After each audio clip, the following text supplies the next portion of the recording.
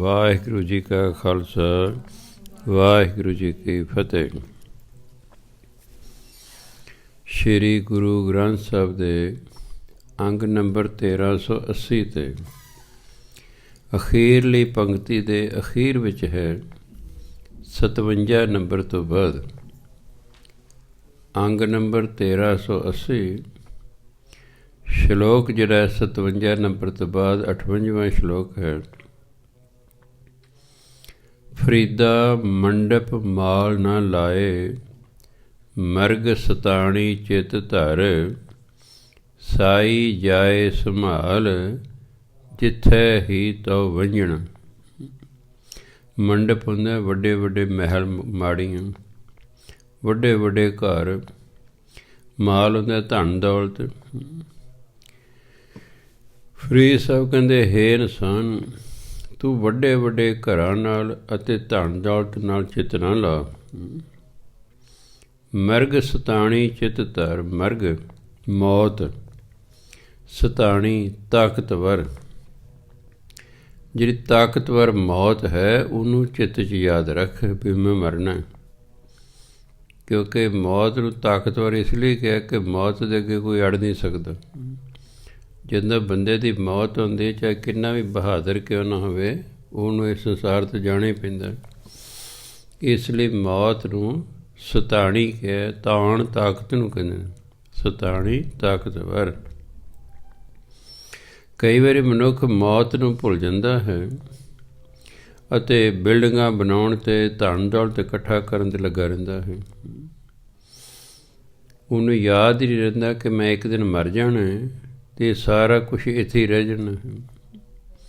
ਉਹ ਇਹਨਾਂ ਬਿਲਡਿੰਗਾਂ ਦੇ ਵਿੱਚ ਅਤੇ ਧਨ ਦੌਲਤ ਦੇ ਇੰਨਾ ਰੁੱਝ ਜਾਂਦਾ ਹੈ ਕਿ ਨਾ ਉਹਨੂੰ ਮੌਤ ਯਾਦ ਹੀ ਨਹੀਂ ਰਹਿੰਦੀ। ਕਿਉਂਕਿ ਜੇ ਮੌਤ ਯਾਦ ਨਹੀਂ ਤਾਂ ਬੰਦਾ ਭਜਨ ਬੰਦਗੀ ਨਹੀਂ ਕਰਦਾ। ਮੌਤ ਨਾ ਯਾਦ ਹੋਣ ਕਰਕੇ ਭਜਨ ਬੰਦਗੀ ਨਹੀਂ ਕਰਦਾ। ਆਇਆ ਸੀ ਭਜਨ ਬੰਦਗੀ ਕਰਨ, ਪਰ ਬਿਲਡਿੰਗਾਂ ਬਣਾਉਣ ਵਿੱਚ ਅਤੇ ਧਨ ਦੌਲਤ ਇਕੱਠਾ ਕਰਨ 'ਚ ਲੱਗਾ ਰਿਹਾ। ਜਿਹੜੀ ਤਾਕਤਵਰ ਮੌਤ ਹੈ ਉਹਨੂੰ ਚਿੱਤ 'ਚ ਧਰਦਾ ਹੀ ਨਹੀਂ, ਉਹਨੂੰ ਯਾਦ ਹੀ ਨਹੀਂ ਰੱਖਦਾ। ਇਸ ਲਈ ਫਰੀਦ ਸਾਹਿਬ ਕਹਿੰਦੇ, ਸਾਈ ਜਾਏ ਸੰਭਾਲ। ਜਾਏ ਹੁੰਦਾ ਥਾਂ, ਸਾਈ ਮੈਨੇ ਉਹ, ਸੰਭਾਲ ਹੁੰਦਾ ਯਾਦ ਕਰਨਾ। ਜਿੱਥੇ ਹੀ ਤਾਂ ਵੰਝਣਾ, ਵੰਝਣਾ ਮੈਨੇ ਜਾਣਾ। ਭਾਈ ਉਸ ਥਾਂ ਨੂੰ ਯਾਦ ਰੱਖ ਜਿੱਥੇ ਤੂੰ ਮਰਨ ਤੋਂ ਬਾਅਦ ਜਾਣਾ। ਸਾਈ ਮੈਨੇ ਉਹ, ਜਾਏ ਮੈਨੇ ਥਾਂ, ਸੰਭਾਲ ਮੈਨੇ ਯਾਦ ਰੱਖ, ਵੰਝਣਾ ਮੈਨੇ ਜਾਣਾ। ਜਿਸ ਥਾਂ 'ਤੇ ਤੂੰ ਮਰਨ ਤੋਂ ਬਾਅਦ ਜਾਣਾ ਨਾ, ਕਹਿੰਦਾ ਉਸ ਥਾਂ ਨੂੰ ਯਾਦ ਰੱਖ। ਭਾ ਮਰਨ ਤੋਂ ਬਾਅਦ ਫਿਰ ਬੰਦਾ ਜਮਾਂ ਦੇ ਵਸ ਪੈਂਦਾ ਹੈ, ਯਮਰਾਜ ਕੋਲ ਜਾਂਦਾ ਹੈ, ਜਮਪੁਰੀ ਜਾਂਦਾ ਹੈ। ਕਹਿੰਦੇ ਜਿੱਥੇ ਤੂੰ ਜਾਣਾ ਨਾ ਉਹਨੂੰ ਯਾਦ ਰੱਖ। ਜਦੋਂ ਇਹਨੂੰ ਯਾਦ ਹੋਏਗਾ ਕਿ ਮੈਂ ਫਿਰ ਜਮਾਂ ਦੇ ਵਸ ਪਾਵਾਂਗਾ, ਜਮਪੁਰੀ ਜਾਵਾਂਗਾ, ਉੱਥੇ ਮੈਨੂੰ ਸਜ਼ਾ ਮਿਲੇਗੀ, ਫਿਰ ਮੇਰੀ ਮੌਤ ਆਉਣੀ ਹੀ ਆਉਣੀ ਹੈ। ਇਸ ਲਈ ਤਾਂ ਫਿਰ ਧਿਆਨ ਪਰਮਾਤਮਾ ਵੱਲ ਹੋਵੇਗਾ। ਨਹੀਂ ਤਾਂ ਇਹ ਬਿਲਡਿੰਗਾਂ ਬਣਾਉਣ ਵਿੱਚ ਅਤੇ ਧਨ ਦੌਲਤ ਇਕੱਠੇ ਕਰਨ 'ਚ ਲੱਗਾ ਰਹਿੰਦਾ ਹੈ। ਇਹ ਨਹੀਂ ਕਿ ਇਹਦੇ ਕੋਲ ਵੇਲ ਨਹੀਂ ਹੁੰਦਾ, ਨਹੀਂ, ਇਹਦੀ ਬਿਰਤੀ, ਇਹਦਾ ਧਿਆਨ ਸੰਸਾਰੀ ਹੋ ਜਾਂਦਾ ਹੈ। ਇਹ ਧਾਰਮਿਕ ਬੰਦਾ ਨਹੀਂ ਰਹਿੰਦਾ। ਇਸ ਲਈ ਉਹਨੂੰ ਯਾਦ ਕਰਾਇਆ ਵੀ ਅਜਿਹਾ ਨਾ ਹੋਵੇ ਕਿ ਸਾਰੀ ਉਮਰ ਤੂੰ ਬਿਲਡਿੰਗਾਂ ਬਣਾਉਂਦਾ ਰਹੇ, ਧਨ ਦੌਲਤ ਇਕੱਠਾ ਕਰਦਾ ਰਹੇ। ਸਗੋਂ ਜਿਹੜੀ ਮੌਤ ਜੋ ਬਹੁਤ ਤਾਕਤਵਰ ਹੈ ਉਹਨੂੰ ਯਾਦ ਰੱਖ ਅਤੇ ਉਸ ਥਾਂ ਨੂੰ ਯਾਦ ਕਰ ਜਿੱਥੇ ਤੂੰ ਮਰਨ ਤੋਂ ਬਾਅਦ ਜਾਣਾ ਹੈ। ਜਦੋਂ ਬੰਦੇ ਨੂੰ ਇਹ ਗੱਲਾਂ ਯਾਦ ਰਹਿਣਗੀਆਂ ਕਿ ਮੈਂ ਇੱਕ ਦਿਨ ਮਰਨਾ ਹੈ, ਮੈਂ ਮੌਤ ਤੋਂ ਨਹੀਂ ਬਚ ਸਕਦਾ ਅਤੇ ਮਰਨ ਤੋਂ ਬਾਅਦ ਮੈਂ ਜਮਪੁਰੀ ਨੂੰ ਜਾਣਾ ਹੈ, ਫਿਰ ਥੋੜ੍ਹਾ ਡਰ ਜਾਏਗਾ। ਫਿਰ ਇਹਦਾ ਧਿਆਨ ਪਰਮਾਤਮਾ ਵੱਲ ਮੁੜੇਗਾ, ਫਿਰ ਇਹ ਪਰਮਾਤਮਾ ਦੀ ਭਜਨ ਬੰਦਗੀ ਕਰੇਗਾ। ਗੁਰੂਆਂ ਦਾ, ਭਗਤਾਂ ਦਾ, ਸੰਤਾਂ ਮਹਾਤਮਾ ਦਾ ਇੱਕੋ ਹੀ ਉਦੇਸ਼ ਹੁੰਦਾ ਕਿ ਮਨੁੱਖ ਵੱਧ ਤੋਂ ਵੱਧ ਭਜਨ ਬੰਦਗੀ ਕਰੇ।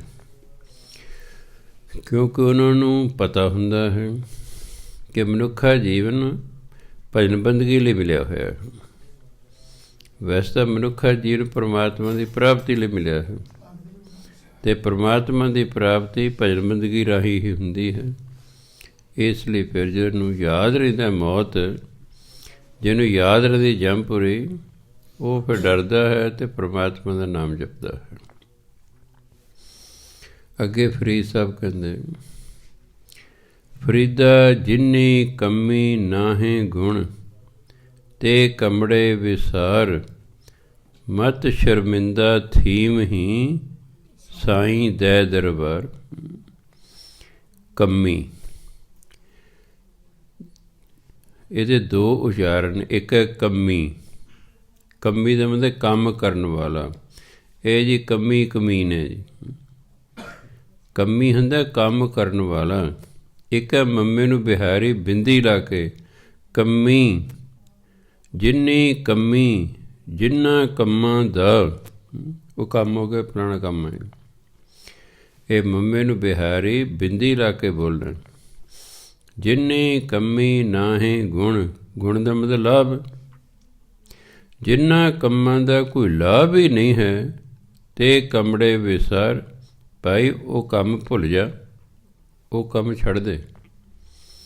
ਜਿੰਨਾ ਕੰਮਾਂ ਦਾ ਲਾਭ ਹੀ ਕੋਈ ਨਹੀਂ, ਉਹ ਕੰਮ ਛੱਡ ਦੇ। ਬਹੁਤ ਸਾਰੇ ਲੋਕ ਪੁੱਠੇ ਕੰਮਾਂ 'ਚ ਲੱਗੇ ਹੋਏ ਨੇ, ਮਾੜੇ ਕੰਮਾਂ 'ਚ ਲੱਗੇ ਹੋਏ ਹਨ। ਉਹਨਾਂ ਨੂੰ ਗਿਆਨ ਹੀ ਨਹੀਂ ਹੈ ਕਿ ਇਹਨਾਂ ਦਾ ਨਤੀਜਾ ਸਗੋਂ ਮਾੜਾ ਨਿਕਲਣਾ ਹੈ। ਉਹ ਇਹਨਾਂ ਨੂੰ ਚੰਗੇ ਸਮਝ ਕੇ ਕਰੀ ਜਾ ਰਹੇ ਹਨ। ਇਹੀ ਅਗਿਆਨਤਾ ਦੀ ਨਿਸ਼ਾਨੀ ਹੈ। ਅਗਿਆਨੀ ਕਿਹਨੂੰ ਕਹਿੰਦੇ ਨੇ? ਜਿਹੜਾ ਮਾੜੇ ਨੂੰ ਵੀ ਚੰਗਾ ਸਮਝ ਰਿਹਾ ਹੋਵੇ ਅਤੇ ਚੰਗੇ ਨੂੰ ਮਾੜਾ ਸਮਝ ਰਿਹਾ ਹੋਵੇ। ਬਹੁਤ ਸਾਰੇ ਲੋਕ ਜਿਹੜੇ ਨਸ਼ੇ ਨੂੰ ਚੰਗਾ ਸਮਝ ਕੇ ਵਰਤ ਰਹੇ ਨੇ, ਹਨ ਅਗਿਆਨੀ। ਉਹਨਾਂ ਨੂੰ ਗਿਆਨ ਨਹੀਂ ਕਦੇ ਨਸ਼ਾ ਵੀ ਚੰਗਾ ਹੋਇਆ ਹੈ।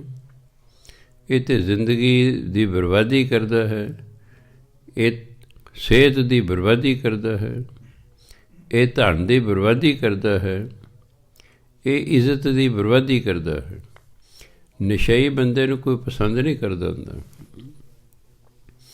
ਇਸ ਲਈ ਫਰੀਦ ਸਾਹਿਬ ਕਹਿੰਦੇ, ਭਾਈ ਜਿਨ੍ਹਾਂ ਕੰਮਾਂ ਦਾ ਕੋਈ ਲਾਭ ਹੀ ਨਹੀਂ ਹੈਗਾ, ਉਹ ਕੰਮ ਛੱਡ ਦੇ, ਉਹਨਾਂ ਕੰਮਾਂ ਨੂੰ ਭੁੱਲ ਜਾ। ਮਤ ਸ਼ਰਮਿੰਦਾ ਥੀਮ ਹੀ, ਹਾਹਨ ਪਿਆਰੀ ਬਿੰਦੀ, ਸਾਈਂ ਦੈ ਦਰਬਾਰ। ਨਹੀਂ ਤਾਂ ਪਰਮਾਤਮਾ ਦੇ ਦਰ 'ਤੇ ਜਾ ਕੇ ਤੈਨੂੰ ਸ਼ਰਮਿੰਦਾ ਹੋਣਾ ਪਵੇਗਾ ਵੀ ਤੂੰ ਆਹੀ ਕੰਮ ਕਰਕੇ ਆਇਆ। ਤੈਨੂੰ ਪਰਮਾਤਮਾ ਦੇ ਦਰ 'ਤੇ ਨਹੀਂ ਤਾਂ ਸ਼ਰਮਿੰਦਾ ਹੋਣਾ ਪੈਣਾ। ਇਸ ਲਈ ਜਿਹੜੇ ਕੰਮ ਲਾਭਦਾਇਕ ਨਹੀਂ ਉਹਨਾਂ ਨੂੰ ਛੱਡ ਦੇ, ਜਿਹੜੇ ਕੰਮ ਚੰਗੇ ਨਹੀਂ ਨਾ ਉਹਨਾਂ ਨੂੰ ਛੱਡ ਦੇ। ਕੁਦਰਤੀ ਗੱਲ ਹੈ, ਜਦੋਂ ਅਸੀਂ ਭੈੜੇ ਕੰਮ ਕਰਾਂਗੇ, ਫਿਰ ਜਦੋਂ ਪਰਮਾਤਮਾ ਦਰ 'ਤੇ ਪਹੁੰਚਾਂਗੇ, ਸਾਡਾ ਹਿਸਾਬ ਕਿਤਾਬ ਹੋਏਗਾ ਕਰਮਾਂ ਦਾ। ਫਿਰ ਮੰਦੇ ਕੰਮੀ ਨਾਨਕਾ, ਜਦ ਕਦ ਮੰਦਾ ਹੋਏ। ਫਿਰ ਮੰਦੇ ਕੰਮਾਂ ਦਾ ਨਤੀਜਾ ਤਾਂ ਮੰਦਾ ਹੀ ਨਿਕਲਦਾ ਨਾ। ਹੁਣ ਕਈ ਲੋਕ ਇੱਥੇ ਬੱਚੇ ਇੱਥੇ ਲੜਾਕੇ ਹੁੰਦੇ ਨੇ, ਉਹ ਫੌਰਨ ਜਾ ਕੇ ਲੜ ਪੈਂਦੇ ਨੇ, ਉੱਥੇ ਫਿਰ ਜੇਲ੍ਹ ਹੋ ਜਾਂਦੀ ਹੈ, ਉੱਥੇ ਜੇਲ੍ਹ ਹੋ ਜਾਂਦੀ ਹੈ। ਆਦਤ ਨਹੀਂ ਜਾਂਦੀ ਬੰਦੇ ਦੀ। ਇੱਥੇ ਵੀ ਨਲਾਇਕ, ਅਗਲੇ ਦੇਸ਼ ਵੀ ਜਾ ਕੇ ਨਲਾਇਕ। ਉਹ ਮਾੜੇ ਕੰਮ ਛੱਡਦੇ ਹੀ ਨਹੀਂ ਹੈਗੇ। ਨਾਲੇ ਇੱਥੇ ਦੁਖੀ, ਨਾਲੇ ਅੱਗੇ ਜਮਾਂ ਦੇ ਡੰਡੇ ਖਾਏਗਾ। ਇਸ ਲਈ ਫਰੀਦ ਸਾਹਿਬ ਕਹਿੰਦੇ, ਭਾਈ ਜਿਨ੍ਹਾਂ ਕੰਮਾਂ ਦਾ ਕੋਈ ਲਾਭ ਹੀ ਨਹੀਂ ਨਾ ਹੈ, ਉਹਨਾਂ ਕੰਮਾਂ ਨੂੰ ਭੁੱਲ ਜਾ। ਨਹੀਂ ਤਾਂ ਪਰਮਾਤਮਾ ਦੇ ਦਰ 'ਤੇ ਜਾ ਕੇ ਤੈਨੂੰ ਸ਼ਰਮਿੰਦਾ ਹੋਣਾ ਪਵੇਗਾ। ਉਹ ਕਹੇਗਾ ਵੀ ਆਹੀ ਕੰਮ ਕਰਕੇ ਆਏ। ਇੱਥੇ ਤਾਂ ਕਈ ਕੰਮ ਐਸੇ ਨੇ ਜਿਹੜੇ ਆਪਾਂ ਲੋਕਾਂ ਨੂੰ ਪਤਾ ਨਹੀਂ ਲੱਗਣ ਦਿੰਦੇ। ਘਰ ਗਲਤ ਰਹੇ ਹੁੰਦੇ ਆ, ਪਰ ਲੋਕਾਂ ਨੂੰ ਪਤਾ ਨਹੀਂ ਲੱਗਣ ਦਿੰਦੇ। ਪਰਮਾਤਮਾ ਦੀ ਜਾਣੀ ਜਾਣ ਹੈ, ਇਸ ਲਈ ਉਹਨੂੰ ਤਾਂ ਪਤਾ ਹੈ ਇਹ ਕੀ ਕਰਦਾ ਰਿਹਾ ਹੈ। ਇਸ ਲਈ ਉੱਥੇ ਨਹੀਂ ਅਸੀਂ ਮੁੱਕਰ ਸਕਦੇ। ਉੱਥੇ ਬੜਾ ਜ਼ਬਰਦਸਤ ਸਿਸਟਮ ਹੈ। ਮੰਨ ਲਓ ਉੱਥੇ ਲਿਖਿਆ ਹੋਇਆ ਹੈ ਵੀ ਮੈਂ ਫਲਾਣੇ ਸੰਨ ਦੇ ਵਿੱਚ ਚੋਰੀ ਕੀਤੀ, ਜਦੋਂ ਲਿਖਿਆ ਹੋਇਆ। ਜੇ ਮੈਂ ਜਾਵਾਂਗਾ, ਉਹ ਕਹਿਣਗੇ ਤੂੰ ਭਾਈ ਚੋਰੀ ਕੀਤੀ ਹੈ। ਇਹ ਬੰਦਾ ਨਹੀਂ ਮੰਨਦਾ ਹੁੰਦਾ, ਆਦਤ ਹੈ ਦੀ ਝੂਠ ਬੋਲਣ ਦੀ। ਮੈਂ ਕਹਾਂ ਨਾ ਜੀ ਨਾ, ਮੈਂ ਕਿਤੇ ਮੈਂ ਤਾਂ ਪਾਠ ਸਿਖਾਉਂਦਾ ਸੀ, ਮੈਂ ਤਾਂ ਕਥਾ ਕਰਦਾ ਸੀ, ਮੈਂ ਤਾਂ ਲੋਕਾਂ ਨੂੰ ਸਿੱਖਿਆ ਦਿੰਦਾ ਸੀ। ਤੋਬਾ ਤੋਬਾ ਤੋਬਾ, ਮੈਂ ਕਿਤੇ ਚੋਰੀ ਕੀਤੀ? ਉਹ ਕਹਿੰਦੇ ਨਹੀਂ ਪਏ ਤੇ ਲਿਖਿਆ ਹੋਇਆ। ਨਾ ਜੀ ਨਾ, ਮੈਂ ਕਿਤੇ। ਉਹ ਫਿਰ ਬਟਨ ਦੱਬਦੇ ਨੇ, ਫਿਰ ਉਹ ਸਕਰੀਨ 'ਤੇ ਆਉਣਾ ਸ਼ੁਰੂ ਹੋ ਜਾਂਦਾ ਵੀ ਆ ਜਾ ਰਿਹਾ, ਇਹ ਆਹ ਗਰਿੱਲਾਂ ਪਟ ਕੇ ਅੰਦਰ ਵੜ ਗਿਆ।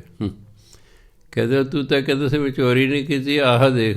ਫਿਰ ਉਹ ਜਮਦੂਤ ਰੱਖੇ ਨੇ ਉਹਨਾਂ ਕੋਲ ਠੇਂਗਾ ਹੁੰਦਾ, 14 ਕਿਲੋ ਭਾਰਾ ਡੰਡਾ ਹੁੰਦਾ, ਉਹਨੂੰ ਕਹਿੰਦੇ ਠੇਂਗਾ। ਫਿਰ ਉਹਦੇ ਨਾਲ ਕੁੱਟਦੇ ਨੇ ਉਹ। ਤਾਂ ਹੀ ਕਹਿੰਦੇ ਜਮ ਕਾ ਠੇਂਗਾ ਬੁਰਾ ਹੈ, ਉਹ ਨਹੀਂ ਸਹਿਆ ਜਾਏ। ਜਮਾਂ ਦਾ ਡੰਡਾ ਫਿਰ ਬਹੁਤ ਹੈ, ਉਹ ਸਹਿ ਨਹੀਂ ਹੁੰਦਾ। ਇਸ ਲਈ ਕਹਿੰਦੇ ਫਿਰ ਤੈਨੂੰ ਉੱਥੇ ਸ਼ਰਮਿੰਦਾ ਹੋਣਾ ਪਏਗਾ।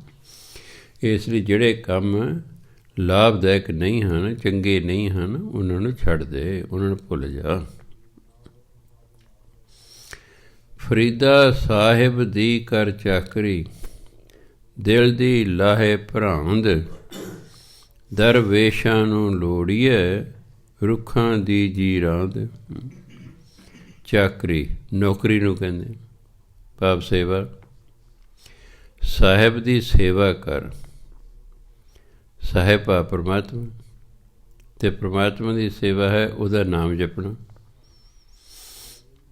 ਕਿਉਂਕਿ ਜੇ ਤਾਂ ਪਰਮਾਤਮਾ ਕੋਈ ਵਿਅਕਤੀ ਹੁੰਦਾ ਫਿਰ ਤਾਂ ਅਸੀਂ ਉਹਦੇ ਕੱਪੜੇ ਵੀ ਧੋਂਦੇ, ਉਹਦੇ ਘਰ ਨੂੰ ਵੀ ਸਾਫ ਸੁਫ ਕਰਦੇ, ਝਾੜੂ ਪੋਚਾ ਲਾਉਂਦੇ। ਉਹ ਤਾਂ ਵਿਅਕਤੀ ਤਾਂ ਹੈ ਹੀ ਨਹੀਂ, ਉਹ ਤਾਂ ਇੱਕ ਸ਼ਕਤੀ ਹੈ। ਇਸ ਲਈ ਉਹਦੀ ਸੇਵਾ, ਉਹਦਾ ਹੁਕਮ ਮੰਨਣਾ, ਭਾਵ ਉਹਦਾ ਸਿਮਰਨ ਕਰਨਾ। ਭਰਾਂਦ ਹੁੰਦਾ ਭਰਮ, ਜਿਹੜਾ ਮਨ 'ਚ ਭਰਮ ਹੈ। ਕਈ ਵਾਰੀ ਭਰਮ ਹੋ ਜਾਂਦਾ ਕਿ ਪਤਾ ਨਹੀਂ ਮੈਨੂੰ ਰੱਬ ਮਿਲੇਗਾ ਕਿ ਨਹੀਂ ਮਿਲੇਗਾ। ਕਈ ਵਾਰੀ ਬੰਦੇ ਨੂੰ ਹੋ ਜਾਂਦਾ ਮੈਂ ਪਤਾ ਨਹੀਂ ਪਾਸ ਹੋਵਾਂਗਾ ਕਿ ਨਹੀਂ ਹੋਵਾਂਗਾ। ਮੈਂ ਉਹਨੂੰ ਕਹਿੰਦਾ ਯਾਰ ਤੂੰ ਜੇ ਪੜ੍ਹਦਾ ਤਾਂ ਵਿਸ਼ਵਾਸ ਰੱਖ, ਤੂੰ ਪਾਸ ਹੋ ਜਾਏਗਾ। ਜੇ ਭਾਈ ਤੂੰ ਨਹੀਂ ਪੜ੍ਹਦਾ ਤਾਂ ਫਿਰ ਪੁੱਛਣ ਦੀ ਲੋੜ ਨਹੀਂ ਹੈ ਕਿ ਫਿਰ ਤੂੰ ਫੇਲ ਹੀ ਫੇਲ ਹੈ, ਫੇਲ ਹੀ ਫੇਲ। ਬੰਦੇ ਨੂੰ ਵਿਸ਼ਵਾਸ ਹੀ ਨਹੀਂ ਹੈ ਕਿ ਪਾਸ ਹੋਵੇਗਾ ਕਿ ਫੇਲ ਹੋਵੇਗਾ, ਭਰਮ 'ਚ ਹੈ। ਕਈ ਵਾਰੀ ਭਜਨ ਬੰਦਗੀ ਕਰਦਿਆਂ ਬੰਦੇ ਦੇ ਅੰਦਰ ਭਰਮ ਪੈਦਾ ਹੋ ਜਾਂਦਾ ਬਈ ਯਾਰ ਖਾਣ ਪੀਣ ਵੀ ਛੱਡਿਆ, ਤੁਰਨਾ ਫਿਰਨਾ ਵੀ ਛੱਡਿਆ, ਅਵਾਰਾ ਗਰਦੀ ਵੀ ਛੱਡੀ, ਇੱਧਰ ਭਜਨ ਬੰਦਗੀ ਪਾਸੇ ਲੱਗ ਗਏ ਆ, ਪਤਾ ਨਹੀਂ ਰੱਬ ਮਿਲੇਗਾ ਕਿ ਨਹੀਂ ਮਿਲੇਗਾ, ਭਰਮ ਪੈਦਾ ਹੋ ਗਿਆ। ਭਰਮ ਤਾਂ ਇਸ ਤਰ੍ਹਾਂ ਹੈ ਜਿਵੇਂ ਤੁਸੀਂ ਆਪਣੇ ਰਸਤੇ ਤੋਂ ਭਟਕ ਜਾਓ। ਜਦੋਂ ਭਜਨ ਬੰਦਗੀ ਕਰਦੇ ਹੋ ਕਿਸੇ ਪ੍ਰਕਾਰ ਦਾ ਭਰਮ ਨਹੀਂ ਹੋਣਾ ਚਾਹੀਦਾ। ਥਾਂ ਥਾਂ 'ਤੇ ਬਾਣੀ 'ਚ ਲਿਖਿਆ ਵੀ ਜੇ ਤੁਸੀਂ ਨਾਮ ਜਪੋਗੇ ਤੁਹਾਨੂੰ ਆਹ ਮਿਲੇਗਾ, ਆਹ ਮਿਲੇਗਾ, ਆਹ ਮਿਲੇਗਾ। ਕਿੰਨਾ ਕੋਈ ਲਿਖਿਆ, ਇੱਥੋਂ ਤੱਕ ਲਿਖਿਆ ਹੋਇਆ ਹੈ ਨਵ ਨਿਧੀ 18 ਸਿਧੀ, ਪਿੱਛੇ ਲੱਗੀਆਂ ਫਿਰੇ, ਜੋ ਹਰ ਹਿਰਦੇ ਸਦਾ ਵਸਾਏ। ਜਿਹੜਾ ਪਰਮਾਤਮਾ ਨੂੰ ਸਦਾ ਹੀ ਯਾਦ ਰੱਖਦਾ ਹੈ, 9 ਨਿਧੀਆਂ ਅਤੇ 18 ਸਿਧੀਆਂ ਉਹਦੇ ਪਿੱਛੇ ਪਿੱਛੇ ਫਿਰੀ ਜਾਂਦੀ। ਪਰ ਨਾ ਕੋਈ ਧਨ ਦੌਲਤ ਦੀ ਕਮੀ ਰਹਿੰਦੀ ਹੈ, ਨਾ ਕੋਈ ਆਤਮਿਕ ਸ਼ਕਤੀਆਂ ਦੀ ਕਮੀ ਰਹਿੰਦੀ ਹੈ, ਪਰ ਨਾਮ ਜਪੀ ਜਾਣਾ ਬਸ। ਜੋ ਹਰ ਹਿਰਦੇ ਸਦਾ ਵਸਾਏ, ਜਿਹੜਾ ਸਦਾ ਹੀ ਪਰਮਾਤਮਾ ਨੂੰ ਹਿਰਦੇ 'ਚ ਵਸਾ ਕੇ ਰੱਖਦਾ, ਯਾਦ ਰੱਖਦਾ, ਉਹਨੂੰ ਕਿਸੇ ਚੀਜ਼ ਦੀ ਕਮੀ ਹੀ ਨਹੀਂ ਪਰਮਾਤਮਾ ਆਉਣ ਦਿੰਦਾ। ਕਿੰਨੇ ਆਉਂਦੇ ਨੇ ਜੀ ਬਾਬਾ ਜੀ ਮੇਰਾ ਬਿਜ਼ਨਸ ਨਹੀਂ ਚੱਲ ਰਿਹਾ ਜੀ, ਅਸੀਂ ਕਿਉਂ ਹੁਣ ਪਾੜ ਦਿੰਦੇ ਹਾਂ ਪਿਆ ਪਾਠ ਕਰ। ਇੱਕ ਚਲੇਗੀ ਤਾਂ ਹਾਂ ਜੀ ਬਾਬਾ ਜੀ ਪਹਿਲਾਂ ਨਾਲ ਫਰਕ ਪੈ ਗਿਆ, ਮੈਂ ਇੱਕ ਹੋਰ ਕਰ ਲੈ। ਜਦੋਂ ਅਸੀਂ ਪਰਮਾਤਮਾ ਦੀ ਬਾਣੀ ਪੜ੍ਹਦੇ ਹਾਂ, ਪਰਮਾਤਮਾ ਦਾ ਨਾਮ ਜਪਦੇ ਹਾਂ, ਪਰਮਾਤਮਾ ਨੇ ਸਾਡਾ ਕਾਰਜ ਸਵਾਰਨਾ ਹੀ ਸਵਾਰਨਾ। ਇਹ 'ਚ ਕੋਈ ਦੋ ਰਾਵਾਂ ਨਹੀਂ ਹੋਣੀ ਚਾਹੀਦੀਆਂ, ਕੋਈ ਅੰਦਰ ਭਰਮ ਨਹੀਂ ਹੋਣਾ ਚਾਹੀਦਾ, ਸਿਰਫ ਇੰਨਾ ਕਿ ਤੁਹਾਡਾ ਕਾਰਜ ਸਹੀ ਹੋਣਾ ਚਾਹੀਦਾ। ਜੇ ਕਾਰਜ ਹੀ ਗਲਤ ਹੈ ਤਾਂ ਫਿਰ ਉੱਥੇ ਕੀ ਕਰੇਗਾ। ਕਈ ਮੇਰੇ ਕੋਲ ਆਏ ਨੇ ਜੀ, ਉਹ ਸਾਡਾ ਬੱਚੇ ਨੂੰ ਜੇਲ੍ਹ ਹੋ ਗਈ ਹੈ ਜੀ, ਬਾਬਾ ਜੀ ਕੋਈ ਕਰੋ। ਮੈਂ ਕੀ ਕਰਾਂ ਜੀ, ਉਹਨੇ ਪੁੱਠਾ ਕੰਮ ਕੀਤਾ ਕਿ ਮੇਰੇ ਤੋਂ ਪੁੱਛ ਕੇ ਕੀਤਾ ਵੀ ਬਾਬਾ ਜੀ ਮੈਂ ਆਹ ਕੰਮ ਕਰ ਲਾਂ, ਹੁਣ ਫਸ ਗਿਆ, ਹੁਣ ਮੈਂ ਕੀ ਕਰਾਂ। ਮੈਂ ਗਲਤ ਬੰਦਿਆਂ ਲਈ ਅਰਦਾਸਾਂ ਕਰਦਾ ਫਿਰਾਂ, ਮੈਂ ਨਹੀਂ ਕਰਦਾ। ਮੈਂ ਕਿਸੇ ਗਲਤ ਬੰਦੇ ਲਈ ਕੋਈ ਅਰਦਾਸ ਨਹੀਂ ਕਰਨੀ। ਹਾਂ, ਤੁਸੀਂ ਠੀਕ ਹੋ ਅਤੇ ਤੁਹਾਡੇ 'ਤੇ ਝੂਠਾ ਕਿਸੇ ਨੇ ਮੁਕੱਦਮਾ ਕਰ ਦਿੱਤਾ, ਉੱਥੇ ਮੈਂ ਅਰਦਾਸ ਕਰਨ ਨੂੰ ਤਿਆਰ ਹਾਂ। ਪਰ ਤੁਸੀਂ ਅਗਰ ਵਾਕਈ ਕਰਮ ਕੀਤਾ ਹੈ, ਫਿਰ ਉਹ 'ਚ ਮੈਂ ਕੀ ਕਰ ਸਕਦਾ? ਕਿਉਂਕਿ ਧਾਰਮਿਕ ਬੰਦਾ ਕਿਸੇ ਵੀ ਗਲਤ ਬੰਦੇ ਦੀ ਸਪੋਰਟ ਨਹੀਂ ਕਰਦਾ ਹੁੰਦਾ। ਨਹੀਂ ਤਾਂ ਧਾਰਮਿਕ ਹੀ ਕਾਹਦਾ? ਫਿਰ ਤਾਂ ਸੰਸਾਰੀ ਹੋ ਗਿਆ, ਫਿਰ ਤਾਂ ਸੰਸਾਰੀ ਹੋ ਗਿਆ। ਧਾਰਮਿਕ ਬੰਦੇ ਨੇ ਤਾਂ ਸਿੱਖਿਆ ਦੇਣੀ ਭਾਈ ਸਹੀ ਕਰਮ ਕਰੋ, ਅਤੇ ਜਿਹੜੇ ਕੰਮ ਗਲਤ ਕਰਦੇ ਨੇ ਉਹਨਾਂ ਦੀ ਅਰਦਾਸਾਂ ਕਰਨ ਲੱਗ ਜੇ, ਫਿਰ ਉਹ ਕਾਹਦਾ ਧਾਰਮਿਕ ਹੋਇਆ ਬੰਦਾ? ਇਸ ਲਈ ਕੋਈ ਮਨ 'ਚ ਵਹਿਮ ਨਹੀਂ ਲਿਆਉਣਾ ਚਾਹੀਦਾ, ਕੋਈ ਭਰਮ ਨਹੀਂ ਲਿਆਉਣਾ ਚਾਹੀਦਾ। ਦਿਲ ਦੀ ਲਾਹੇ ਭਰਾਂਦ, ਜਿਹੜੇ ਤੇਰੇ ਮਨ 'ਚ ਭਰਮ ਹੈ ਨਾ, ਉਹ ਕਦੇ ਖਤਮ ਕਰ ਲੈ। ਰੱਬ ਦਾ ਨਾਮ ਜਪੀ ਜਾ ਬਸ, ਕੋਈ ਭਰਮ ਨਹੀਂ ਲਿਆਉਣਾ, ਕੋਈ ਡਾਊਟ ਨਹੀਂ ਕਰਨਾ, ਕੋਈ ਸ਼ੰਕਾ ਨਹੀਂ ਕਰਨਾ, ਨਾਮ ਜਪੀ ਜਾਣਾ ਬਸ। ਸਾਨੂੰ ਤਾਂ ਇੱਥੇ ਤੱਕ ਹੁਕਮ ਹੈ ਭਾਈ ਦੁੱਖ ਆਵੋ ਸੁੱਖ ਆਓ, ਅਮੀਰੀ ਆਓ ਗਰੀਬੀ ਆਓ, ਤੁਸੀਂ ਨਾਮ ਜਪੀ ਹੀ ਜਾਣਾ। ਜੇ ਦੁੱਖ ਦੇਹੀਂ ਤਾਂ ਤੁਝੇ ਅਰਾਧੀ, ਸੁੱਖ ਪੀ ਤੁਝੇ ਧਿਆਈ। ਹੇ ਪਰਮਾਤਮਾ, ਜੇ ਤੂੰ ਦੁੱਖ ਦੇਵੇਂਗਾ ਤਾਂ ਵੀ ਤੇਰਾ ਨਾਮ ਜਪਾਂਗਾ, ਜੇ ਤੂੰ ਸੁੱਖ ਦੇਵੇਂਗਾ ਤਾਂ ਵੀ ਤੇਰਾ ਨਾਮ ਜਪਾਂਗਾ। ਇਹ ਨਹੀਂ ਕਿ ਹਾਂ ਤੂੰ ਮੈਨੂੰ ਦੁੱਖ ਦਿੱਤਾ, ਮੈਂ ਨਹੀਂ ਤੇਰਾ ਨਾਮ ਜਪਦਾ। ਨਾਮ ਜਪ ਕੇ ਤਾਂ ਦੁੱਖ ਦੂਰ ਹੋਣਾ। ਦੁੱਖ ਕਿਉਂ ਆਇਆ ਹੈ? ਸਾਡੇ ਹੀ ਮਾੜੇ ਕਰਮਾਂ ਦਾ ਨਤੀਜਾ ਹੈ। ਜਦੋਂ ਮਾੜੇ ਕਰਮ ਦੀ ਵਾਰੀ ਆ ਗਈ, ਦੇਖੋ ਮੰਨ ਲਓ ਪਹਿਲਾਂ ਮੇਰਾ ਪਿਛਲੇ ਜਨਮ ਦਾ ਚੰਗਾ ਕਰਮ ਵਾਰੀ ਆਈ ਹੋਈ ਹੈ, ਸਭ ਕੁਝ ਠੀਕ ਚੱਲ ਰਿਹਾ, ਉਹ ਕਰਮ ਗਿਆ ਮੁੱਕ। ਹੁਣ ਮਾੜੇ ਕਰਮ ਦੀ ਵਾਰੀ ਆ ਗਈ, ਸਭ ਕੁਝ ਉਲਟ ਸੁਲਟ ਹੋ ਜਾਂਦਾ। ਬੰਦਾ ਕਹਿੰਦਾ ਯਾਰ ਪਹਿਲਾਂ ਤਾਂ ਬੜਾ ਬਿਜ਼ਨਸ ਸੀ, ਉਹ ਸਾਰਾ ਠੱਪ ਹੋ ਗਿਆ। ਪਹਿਲਾਂ ਤਾਂ ਮੈਂ ਤੰਦਰੁਸਤ ਸੀ, ਹੁਣ ਮੈਂ ਸੱਟ ਫੇਟ ਵੱਜੀ ਗਈ। ਪਹਿਲਾਂ ਮੈਨੂੰ ਐਂ ਸੀ ਵੀ ਪਹਿਲਾਂ ਤੇਰਾ ਚੰਗਾ ਕਰਮ ਚੱਲ ਰਿਹਾ ਸੀ, ਇਸ ਲਈ ਤੂੰ ਮੌਜਾਂ ਕਰਦਾ ਸੀ। ਹੁਣ ਤੇਰਾ ਮਾੜਾ ਕਰਮ ਸ਼ੁਰੂ ਹੋ ਗਿਆ ਹੈ, ਹੁਣ ਦੁੱਖ ਹੈ। ਜਦੋਂ ਗਿਆਨ ਹੋ ਜਾਏਗਾ ਕਿ ਜੋ ਦੁੱਖ ਹੈ, ਜੋ ਗਰੀਬੀ ਹੈ, ਇਹ ਮੇਰੇ ਆਪਣੇ ਹੀ ਮਾੜੇ ਕਰਮਾਂ ਦਾ ਨਤੀਜਾ ਹੈ, ਤਾਂ ਬੰਦਾ ਫਿਰ ਉਸ ਕਰਮ ਨੂੰ ਸਗੋਂ ਕੱਟਣ ਲਈ ਵੱਧ ਤੋਂ ਵੱਧ ਭਜਨ ਬੰਦਗੀ ਕਰਦਾ। ਉਹ ਭਜਨ ਬੰਦਗੀ ਛੱਡ ਨਹੀਂ ਦਿੰਦਾ, ਰੱਬ ਨਾਲ ਨਾਰਾਜ਼ ਨਹੀਂ ਹੋ ਜਾਂਦਾ ਕਿ ਮੈਂ ਤੇਰਾ ਨਾਮ ਜਪਿਆ, ਤੂੰ ਕਿਉਂ ਮੇਰੇ ਨਾਲ ਇਸ ਤਰ੍ਹਾਂ ਕੀਤਾ। ਉਹ ਕਹਿੰਦਾ ਵੀ ਨਹੀਂ, ਮੇਰੀ ਭਜਨ ਬੰਦਗੀ ਥੋੜ੍ਹੀ ਆ ਜੇ, ਕਰਮ ਮੇਰਾ ਮਾੜਾ ਵੱਡਾ ਸੀ, ਉਸ ਕਰਕੇ ਮੈਨੂੰ ਦੁੱਖ ਆ ਗਿਆ ਹੈ। ਮੈਂ ਉਸ ਕਰਮ ਨੂੰ ਕੱਟਣਾ, ਪਹਿਲਾਂ ਨਾਲ ਮੈਂ ਭਜਨ ਬੰਦਗੀ ਵਧਾਉਣੀ ਹੈ। ਜਦੋਂ ਅਸੀਂ ਭਜਨ ਬੰਦਗੀ ਵਧਾ ਦਿਆਂਗੇ, ਉਹ ਕਰਮ ਛੇਤੀ ਘਟ ਜਾਏਗਾ ਅਤੇ ਮੁੜ ਕੇ ਸਾਨੂੰ ਸੁੱਖ ਦੀ ਪ੍ਰਾਪਤੀ ਹੋ ਜਾਏਗੀ। ਜੇ ਅਸੀਂ ਭਜਨ ਬੰਦਗੀ ਨਹੀਂ ਕਰਦੇ, ਫਿਰ ਜਿੰਨਾ ਸਮਾਂ ਉਹ ਕਰਮ ਚੱਲਣਾ, ਉਹ ਚੱਲੀ ਹੀ ਜਾਣਾ, ਉਹ ਚੱਲੀ ਹੀ ਜਾਣਾ। ਸੋ ਇਸ ਲਈ ਕੋਈ ਭਰਮ ਨਹੀਂ ਮਨ 'ਚ ਲਿਆਉਣਾ। ਸਾਹਿਬ ਦੀ ਕਰ ਚਾਕਰੀ, ਦਿਲ ਦੀ ਲਾਹੇ ਭਰਾਂਦ। ਸੋ ਪਰਮਾਤਮਾ ਤੂੰ ਸਿਮਰਨ ਕਰਦਾ ਰਹਿ, ਉਹਦੀ ਸੇਵਾ ਕਰਦਾ ਰਹਿ, ਦਿਲ ਦੇ ਵਿੱਚ ਜੋ ਸ਼ੰਕਾ ਜੋ ਹੈ ਉਹ ਦੂਰ ਕਰ ਦੇ। ਦਰਵੇਸ਼ਾਂ ਨੂੰ ਲੋੜੀਏ ਰੁੱਖਾਂ ਦੀ ਜੀਰਾਂਦ। ਜੀਰਾਂਦ ਹੁੰਦਾ ਸਹਿਣ ਸ਼ਕਤੀ। ਹੁਣ ਜੇ ਦਰਖਤ ਨੇ, ਗਰਮੀ ਵੀ ਆਉਂਦੀ ਹੈ, ਸਰਦੀ ਵੀ ਆਉਂਦੀ ਹੈ, ਮੀਂਹ ਵੀ ਆਉਂਦਾ ਹੈ, ਤੂਫਾਨ ਵੀ ਆਉਂਦਾ ਹੈ, ਉਹ ਖੜ੍ਹੇ ਨੇ ਆਪਣੀ ਥਾਂ 'ਤੇ, ਉਹ ਆਪਣੀ ਥਾਂ 'ਤੇ ਖੜ੍ਹੇ ਨੇ, ਅਡੋਲ ਨੇ। ਐਂ ਜਿਹੜੇ ਦਰਵੇਸ਼ ਲੋਕ ਨੇ, ਆਪਾਂ ਸਾਧੂ ਕਹਿੰਦੇ ਹਾਂ, ਮੁਸਲਮਾਨ ਦਰਵੇਸ਼ ਕਹਿੰਦੇ ਨੇ, ਉਹ ਫਕੀਰ ਵੀ ਕਹਿੰਦੇ ਨੇ, ਫਕੀਰ ਸਾਈਂ। ਦਰਵੇਸ਼ ਸਾਧੂ ਨੂੰ ਕਹਿੰਦੇ ਨੇ। ਜਿਵੇਂ ਰੁੱਖਾਂ ਦੇ ਵਿੱਚ ਧੀਰਜ ਹੁੰਦਾ ਹੈ, ਰੁੱਖਾਂ ਦੇ ਵਿੱਚ ਸਹਿਣ ਸ਼ਕਤੀ ਹੁੰਦੀ ਹੈ, ਇਸ ਤਰ੍ਹਾਂ ਜਿਹੜੇ ਦਰਵੇਸ਼ ਲੋਕ ਹਨ, ਸਾਧੂ ਲੋਕ ਹਨ, ਇਹਨਾਂ ਦਾ ਸੁਭਾਅ ਵੀ ਦਰਖਤਾਂ ਵਾਲਾ ਹੁੰਦਾ ਹੈ। ਇਹ ਅਡੋਲ ਰਹਿੰਦੇ ਨੇ। ਦੁੱਖ ਆਓ ਸੁੱਖ ਆਓ, ਕਿਸੇ ਵਡਿਆਈ ਕਰਤੀ ਨਿੰਦਿਆ ਕਰਤੀ, ਉਹ ਇਹਨਾਂ ਗੱਲਾਂ 'ਚ ਨਹੀਂ ਆਉਂਦੇ। ਉਹ ਆਪਣੀ ਧੁਨ ਦੇ ਪੱਕੇ ਹੁੰਦੇ ਨੇ, ਲੱਗੇ ਰਹਿੰਦੇ ਹੁੰਦੇ ਨੇ।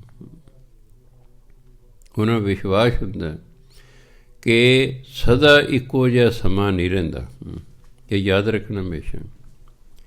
ਸਦਾ ਗਰੀਬੀ ਨਹੀਂ ਰਹਿੰਦੀ, ਕਈ ਵਾਰੀ ਸਦਾ ਅਮੀਰੀ ਵੀ ਨਹੀਂ ਰਹਿੰਦੀ, ਸਦਾ ਤੰਦਰੁਸਤੀ ਨਹੀਂ ਰਹਿੰਦੀ, ਸਦਾ ਬਿਮਾਰੀ ਨਹੀਂ ਰਹਿੰਦੀ, ਸਮਾਂ ਬਦਲਦਾ ਰਹਿੰਦਾ ਹੈ। ਇਸ ਲਈ ਹੌਂਸਲਾ ਰੱਖਣਾ ਚਾਹੀਦਾ ਕਿ ਜੇ ਸਦਾ ਤੰਦਰੁਸਤੀ ਨਹੀਂ ਰਹੀ ਅਤੇ ਬਿਮਾਰੀ ਆ ਗਈ ਹੈ ਅਤੇ ਇਹ ਵੀ ਸਦਾ ਨਹੀਂ ਰਹੇਗੀ, ਇਹ ਵੀ ਆਪਣਾ ਸਮਾਂ ਪਾ ਕੇ ਵੀ ਖਤਮ ਹੋ ਜਾਏਗੀ। ਜਿਹੜਾ ਧਾਰਮਿਕ ਬੰਦਾ ਉਹ ਦੁੱਖ 'ਚ ਹੌਂਸਲਾ ਨਹੀਂ ਛੱਡਦਾ, ਉਹਦਾ ਉਹੋ ਜਿਹਾ ਸੁਭਾਅ ਦਾ ਜਿਹੋ ਜਿਹਾ ਦਰਖਤ ਦਾ ਹੁੰਦਾ ਹੈ। ਗਰਮੀ ਆਓ, ਸਰਦੀ ਆਓ, ਮੀਂਹ ਆਓ, ਹਨੇਰੀ ਆਓ, ਦਰਖਤ ਖੜ੍ਹਾ ਆਪਣੀ ਥਾਂ 'ਤੇ ਖੜ੍ਹਾ। ਇਸ ਤਰ੍ਹਾਂ ਜਿਹੜੇ ਸਾਧੂ ਹੁੰਦੇ ਨੇ, ਦਰਵੇਸ਼ ਲੋਕ ਹੁੰਦੇ ਨੇ, ਫਕੀਰ ਹੁੰਦੇ ਨੇ, ਉਹਨਾਂ ਦੇ ਅੰਦਰ ਵੀ ਦਰਖਤਾਂ ਵਾਲਾ ਧੀਰਜ ਹੁੰਦਾ ਹੈ। ਉਹ ਲੱਗੇ ਰਹਿੰਦੇ ਹੁੰਦੇ ਨੇ, ਉਹ ਕਾਲੇ ਨਹੀਂ ਪੈਂਦੇ। ਅਸੀਂ ਨਾ ਕਈ ਵਾਰ ਮੈਂ ਦੇਖਿਆ ਕਾਲੇ ਪੈ ਜਾਂਦੇ। ਉਹ ਜੀ ਬਾਬਾ ਜੀ 40 ਦਿਨ ਹੋ ਗਏ ਮੈਨੂੰ ਪਾਠ ਕਰਦਿਆਂ, ਮੇਰਾ ਕੰਮ ਤਾਂ ਹੋਇਆ ਨਹੀਂ। ਮੈਂ ਭਾਈ ਹੌਂਸਲਾ ਕਿਉਂ ਛੱਡਦਾ, ਕਾਲਾ ਕਿਉਂ ਪੈਣਾ?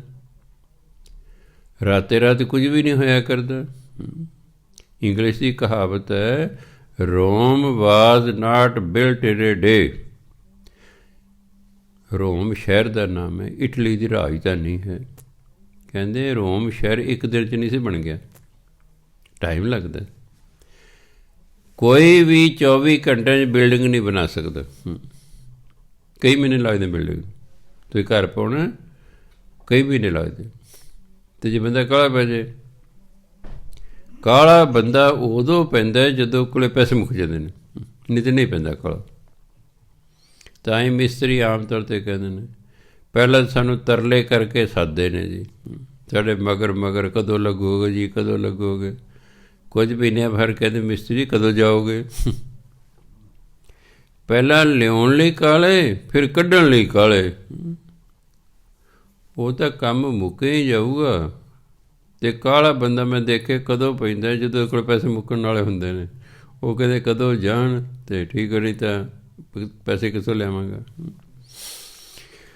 ਸੋ ਜਿਹੜੇ ਜਿਵੇਂ ਦਰਖਤ ਕਾਲੇ ਨਹੀਂ ਪੈਂਦੇ, ਧੀਰਜਵਾਨ ਹੁੰਦੇ ਨੇ, ਇਸ ਤਰ੍ਹਾਂ ਜਿਹੜੇ ਸਾਧੂ ਨੇ ਉਹ ਵੀ ਧੀਰਜ ਵਾਲੇ ਹੁੰਦੇ ਨੇ। ਉਹਨਾਂ ਦੇ ਅੰਦਰ ਸਹਿਣ ਸ਼ਕਤੀ ਹੁੰਦੀ ਹੈ। ਕੋਈ ਚੰਗਾ ਕਹੋ, ਮੰਦਾ ਕਹੋ, ਉਹ ਉਸ ਤਰ੍ਹਾਂ ਦੇ ਰਿਐਕਸ਼ਨ ਨਹੀਂ ਕਰਦੇ। ਜਿਵੇਂ ਮੈਂ ਦੇਖਿਆ ਦੁਕਾਨਦਾਰਾਂ ਨੂੰ, ਹੁਣ ਕਹੋ ਤੁਸੀਂ ਲੁਟੇਰੇ ਹੋਏ, ਤੁਸੀਂ ਠੱਗ ਹੋ, ਤੁਸੀਂ ਘੱਟ ਤੋਲਦੇ ਹੋਏ, ਤੁਸੀਂ ਪੈਸੇ ਵੱਧ ਲਾਉਂਦੇ ਹੋਏ, ਉਹ ਹੱਸੀ ਜਾਣਗੇ। ਤੁਹਾਨੂੰ ਇਹ ਕਹੇ ਕਿਉਂ, ਕੀ ਗੱਲ ਜੀ, ਤੁਸੀਂ ਸਾਨੂੰ ਠੱਗ ਕਹਿੰਦੇ ਹੋ ਜੀ, ਲੁਟੇਰੇ ਕਹਿੰਦੇ ਹੋ ਜੀ, ਅਸੀਂ ਕੀ ਤੁਹਾਡਾ ਕਰਤਾ? ਫਿਰ ਦੁਕਾਨਦਾਰੀ ਨਹੀਂ ਚੱਲੇਗੀ। ਉਹਨਾਂ ਨੇ ਸੁਣੀ ਜਾਣਾ, ਤੁਹਾਡੀ ਛਿੱਲ ਵੀ ਲਾਈ ਜਾਣੀ ਹੈ ਅਤੇ ਸੁਣੀ ਵੀ ਜਾਣਾ। ਅੱਗੋਂ ਮੁਸਕਰਾਈ ਜਾਣਾ, ਥੋੜ੍ਹਾ ਮੁਸਕਰਾਈ ਜਾਣਾ। ਤੁਸੀਂ ਕਿਸੇ ਦੁਕਾਨਦਾਰ ਨੂੰ ਕਹਿ ਕੇ ਵੇਖ ਲਓ, ਜੇ ਕਿਤੇ ਜੱਟ ਦੁਕਾਨਦਾਰ ਹੋਇਆ ਫਿਰ ਤਾਂ ਹੋ ਸਕਦਾ ਕੋਈ ਪੈ ਜਾਏ ਤੁਹਾਨੂੰ, ਕਿਉਂਕਿ ਉਹਦੇ ਸਹਿਣ ਸ਼ਕਤੀ ਨਹੀਂ ਨਾ ਹੁੰਦੀ, ਉਹਦੇ ਅੰਦਰ ਜੱਟਪੁਣੇ ਦੀ ਹਉਮੈ ਹੁੰਦੀ ਹੈ। ਮੈਂ ਵੀ ਜੱਟ ਹੀ ਹਾਂ, ਤਾਂ ਮੈਨੂੰ ਸੁਭਾਅ ਦਾ ਪਤਾ ਹੈ। ਤਾਂ ਮੈਂ ਕਹਿੰਦਾ ਨਾ, ਜੇ ਤੁਸੀਂ ਤਰੱਕੀ ਕਰਨੀ ਹੈ ਤੁਹਾਨੂੰ ਬਾਣੀਏ ਬਣਨਾ ਪਏਗਾ। ਮੈਂ ਆਪਣੇ ਸਾਰੇ ਭਰਾਵਾਂ ਨੂੰ, ਮਾਤਾ ਪਿਤਾ ਸਾਰੇ ਕਹਿੰਦਾ ਸੀ, ਮੈਂ ਤੁਸੀਂ ਨਾ ਇਹ ਜੱਟਪੁਣਾ ਛੱਡ ਦਿਓ, ਤੁਸੀਂ ਆਪਣੀ ਸੋਚ ਬਾਣੀਆਂ ਵਾਲੀ ਬਣਾਓ, ਤਾਂ ਤੁਸੀਂ ਤਰੱਕੀ ਕਰੋਗੇ। ਜੇ ਤੁਸੀਂ ਜੱਟਾਂ ਵਾਲੀ ਸੋਚ ਰੱਖੀ, ਤੁਸੀਂ ਤਰੱਕੀ ਨਹੀਂ ਕਰ ਸਕਦੇ, ਜਿੰਨਾ ਮਰਜ਼ੀ ਤੁਸੀਂ ਜ਼ੋਰ ਲਾ ਲਿਓ। ਹੁਣ ਦੇਖੋ, ਕਈ ਜੱਟਾਂ ਦੀ ਸੋਚ ਬਾਣੀ ਵਾਲੀ ਸੀ, ਉਹ ਆੜਤੀਏ ਬਣ ਗਏ। ਨਹੀਂ ਤਾਂ ਪਹਿਲਾਂ ਬਾਣੀ ਆੜਤੀ ਹੁੰਦੇ ਸਨ। ਅੱਲਾ ਕਹਿੰਦਾ ਯਾਰ ਇਹ ਕੁਛ ਵੀ ਨਹੀਂ ਕਰਦੇ, ਆਪਣੀ ਦੁਕਾਨ 'ਤੇ ਬੈਠੇ ਨੇ, ਦਾਣੇ ਅਸੀਂ ਲੈ ਕੇ ਆਉਂਦੇ ਹਾਂ, ਇਹ ਵਿੱਚੋਂ ਕਮਿਸ਼ਨ ਲੈਣ ਦੇ ਬੈਠੇ ਬਿਠਾਈ, ਅਸੀਂ ਕੰਮ ਕਰਦੇ ਰਹੇ ਨੇ 6 ਮਹੀਨੇ। ਕਿਉਂ ਨਾ ਆਪੇ ਹੀ ਆੜਤੀ ਬਣੀਏ, ਹੋ ਗਏ ਨਾ ਬਾਣੀ ਵਾਲੀ ਸੋਚ, ਆੜਤੀ ਹੋ ਗਏ। ਇਹ ਕੌਮ ਤਰੱਕੀ ਕਰ ਗਈ ਹੈ, ਅਤੇ ਜਿਹੜੀ ਕੌਮ ਤਰੱਕੀ ਕਰਦੀ ਹੈ ਉਹਨਾਂ ਵਰਗਾ ਸਾਨੂੰ ਸੁਭਾਅ ਬਣਾਉਣਾ ਪਵੇਗਾ, ਤਾਂ ਅਸੀਂ ਤਰੱਕੀ ਕਰ ਸਕਦੇ ਹਾਂ। ਇਸ ਲਈ ਜੇ ਮਾਹੌਲ ਵੀ ਕਰਨਾ ਹੋਵੇ, ਕਿਸੇ ਦੁਕਾਨਦਾਰ ਨੂੰ ਵੇਖ ਲਿਓ ਕਿਤੇ ਜੱਟ ਤਾਂ ਨਹੀਂ ਬੈਠਾ, ਨਹੀਂ ਤਾਂ ਆਮ ਤੌਰ 'ਤੇ ਦੁਕਾਨ ਸਹਿਣਸ਼ੀਲ ਹੁੰਦਾ ਦੁਕਾਨਦਾਰ, ਕਹੀ ਜੋ ਉਹਨੂੰ, ਉਹ ਅੱਗੋਂ ਮੁਸਕਰਾਈ ਜਾਂਦਾ, ਤੁਹਾਨੂੰ ਇਹ ਨਹੀਂ ਕਹੇਗਾ ਤੁਸੀਂ ਮੈਨੂੰ ਐਂ ਕਿਉਂ ਕਹਿੰਦੇ ਹੋ ਜੀ। ਸੋ ਇਸੇ ਤਰ੍ਹਾਂ ਅਸਲ ਸਾਧੂ ਹੁੰਦੇ ਨੇ। ਜਿਹੜਾ ਅਸਲੀ ਸਾਧੂ ਹੁੰਦਾ ਉਹ ਕੋਈ ਰਿਐਕਸ਼ਨ ਨਹੀਂ ਕਰਦਾ ਵੀ ਹਾਂ ਮੈਨੂੰ ਐਂ ਕਿਉਂ ਕਿਹਾ ਹੈ। ਉਹਨਾਂ ਦੇ ਅੰਦਰ ਧੀਰਜ ਹੁੰਦਾ ਹੈ, ਉਹਨਾਂ ਦੇ ਅੰਦਰ ਸਹਿਣਸ਼ੀਲਤਾ ਹੁੰਦੀ ਹੈ, ਉਹ ਇੱਕ ਸਾਰ ਰਹਿੰਦੇ ਨੇ।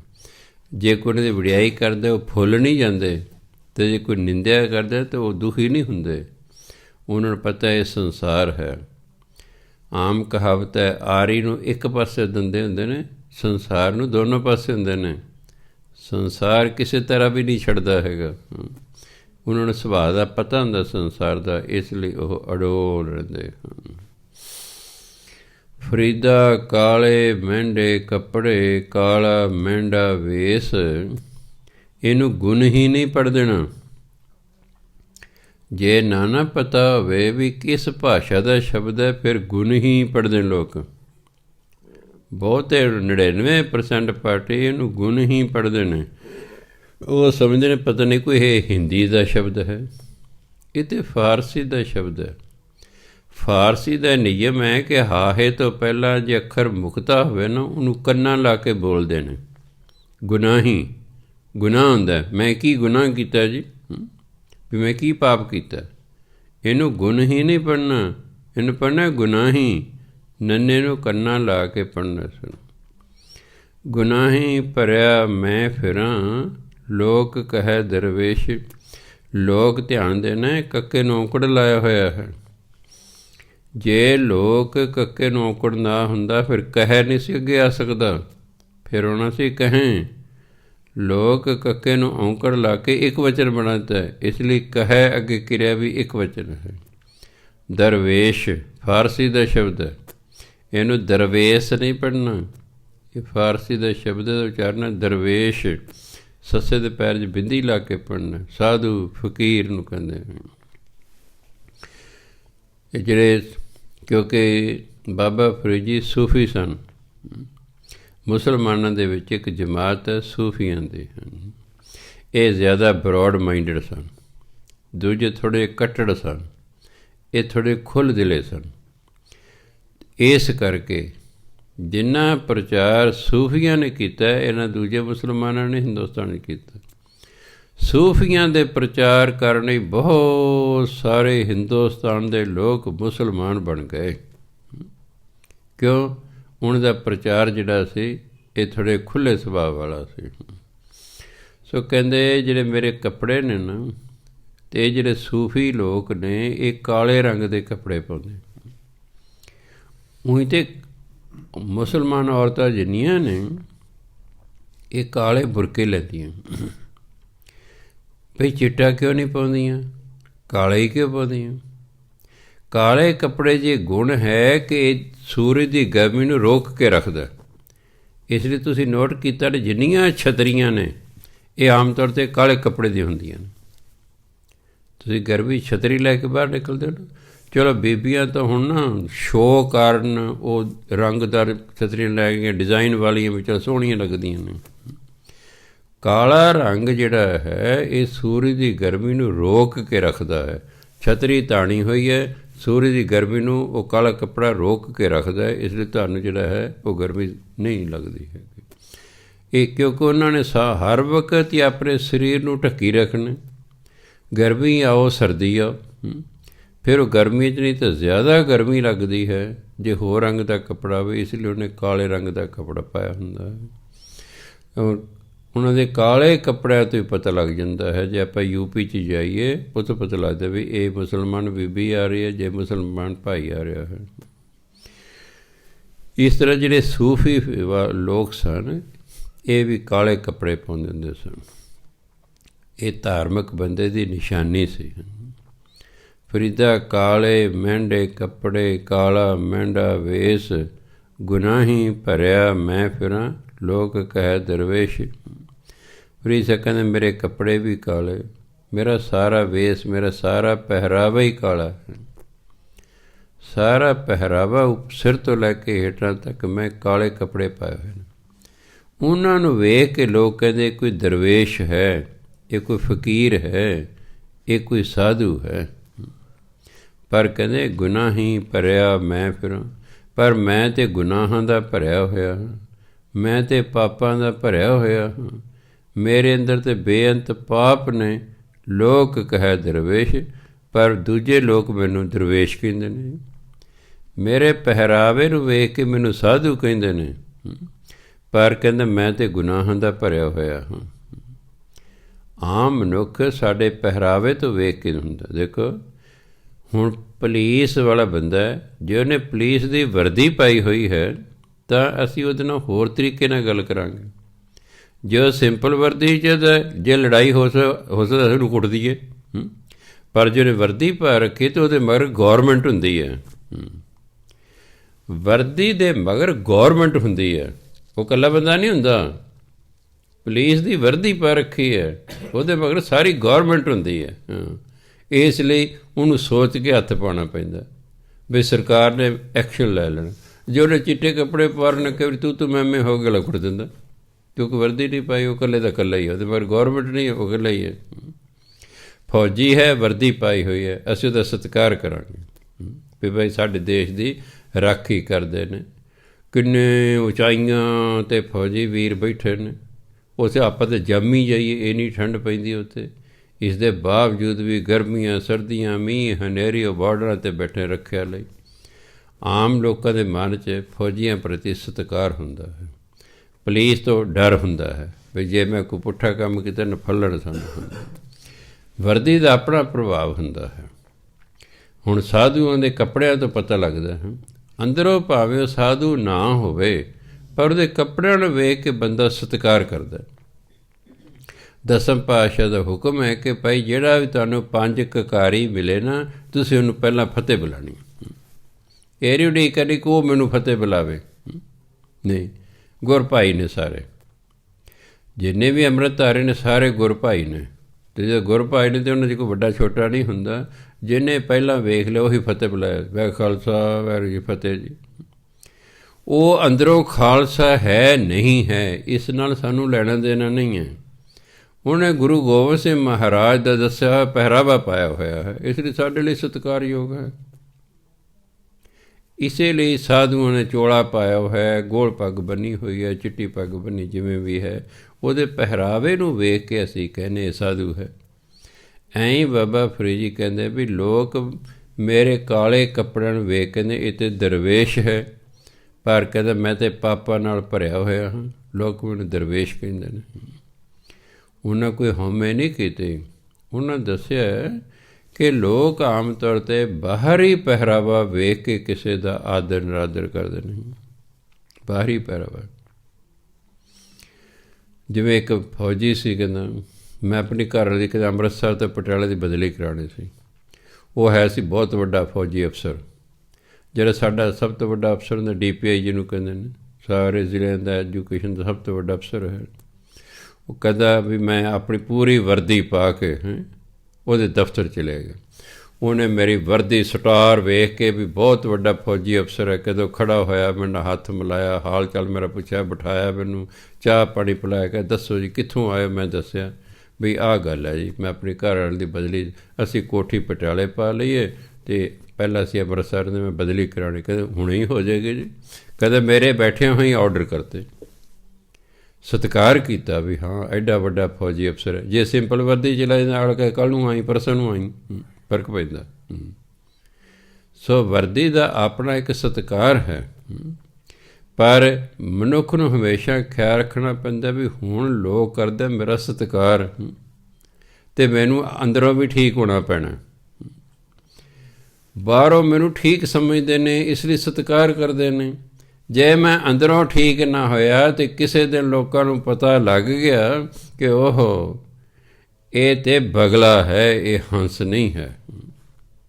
ਹੰਸ ਅਤੇ ਬਗਲੇ 'ਚ ਫਰਕ ਹੈ। ਬਾਹਰੋਂ ਦੋਨੋਂ ਚਿੱਟੇ ਨੇ, ਬਾਹਰੋਂ ਦੋਨੋਂ ਚਿੱਟੇ ਨੇ, ਪਰ ਜਦੋਂ ਉਹਨਾਂ ਦੀ ਖੁਰਾਕ ਤੁਸੀਂ ਵੇਖੋਗੇ ਤੁਹਾਨੂੰ ਫਟ ਪਤਾ ਲੱਗ ਜਾਏਗਾ।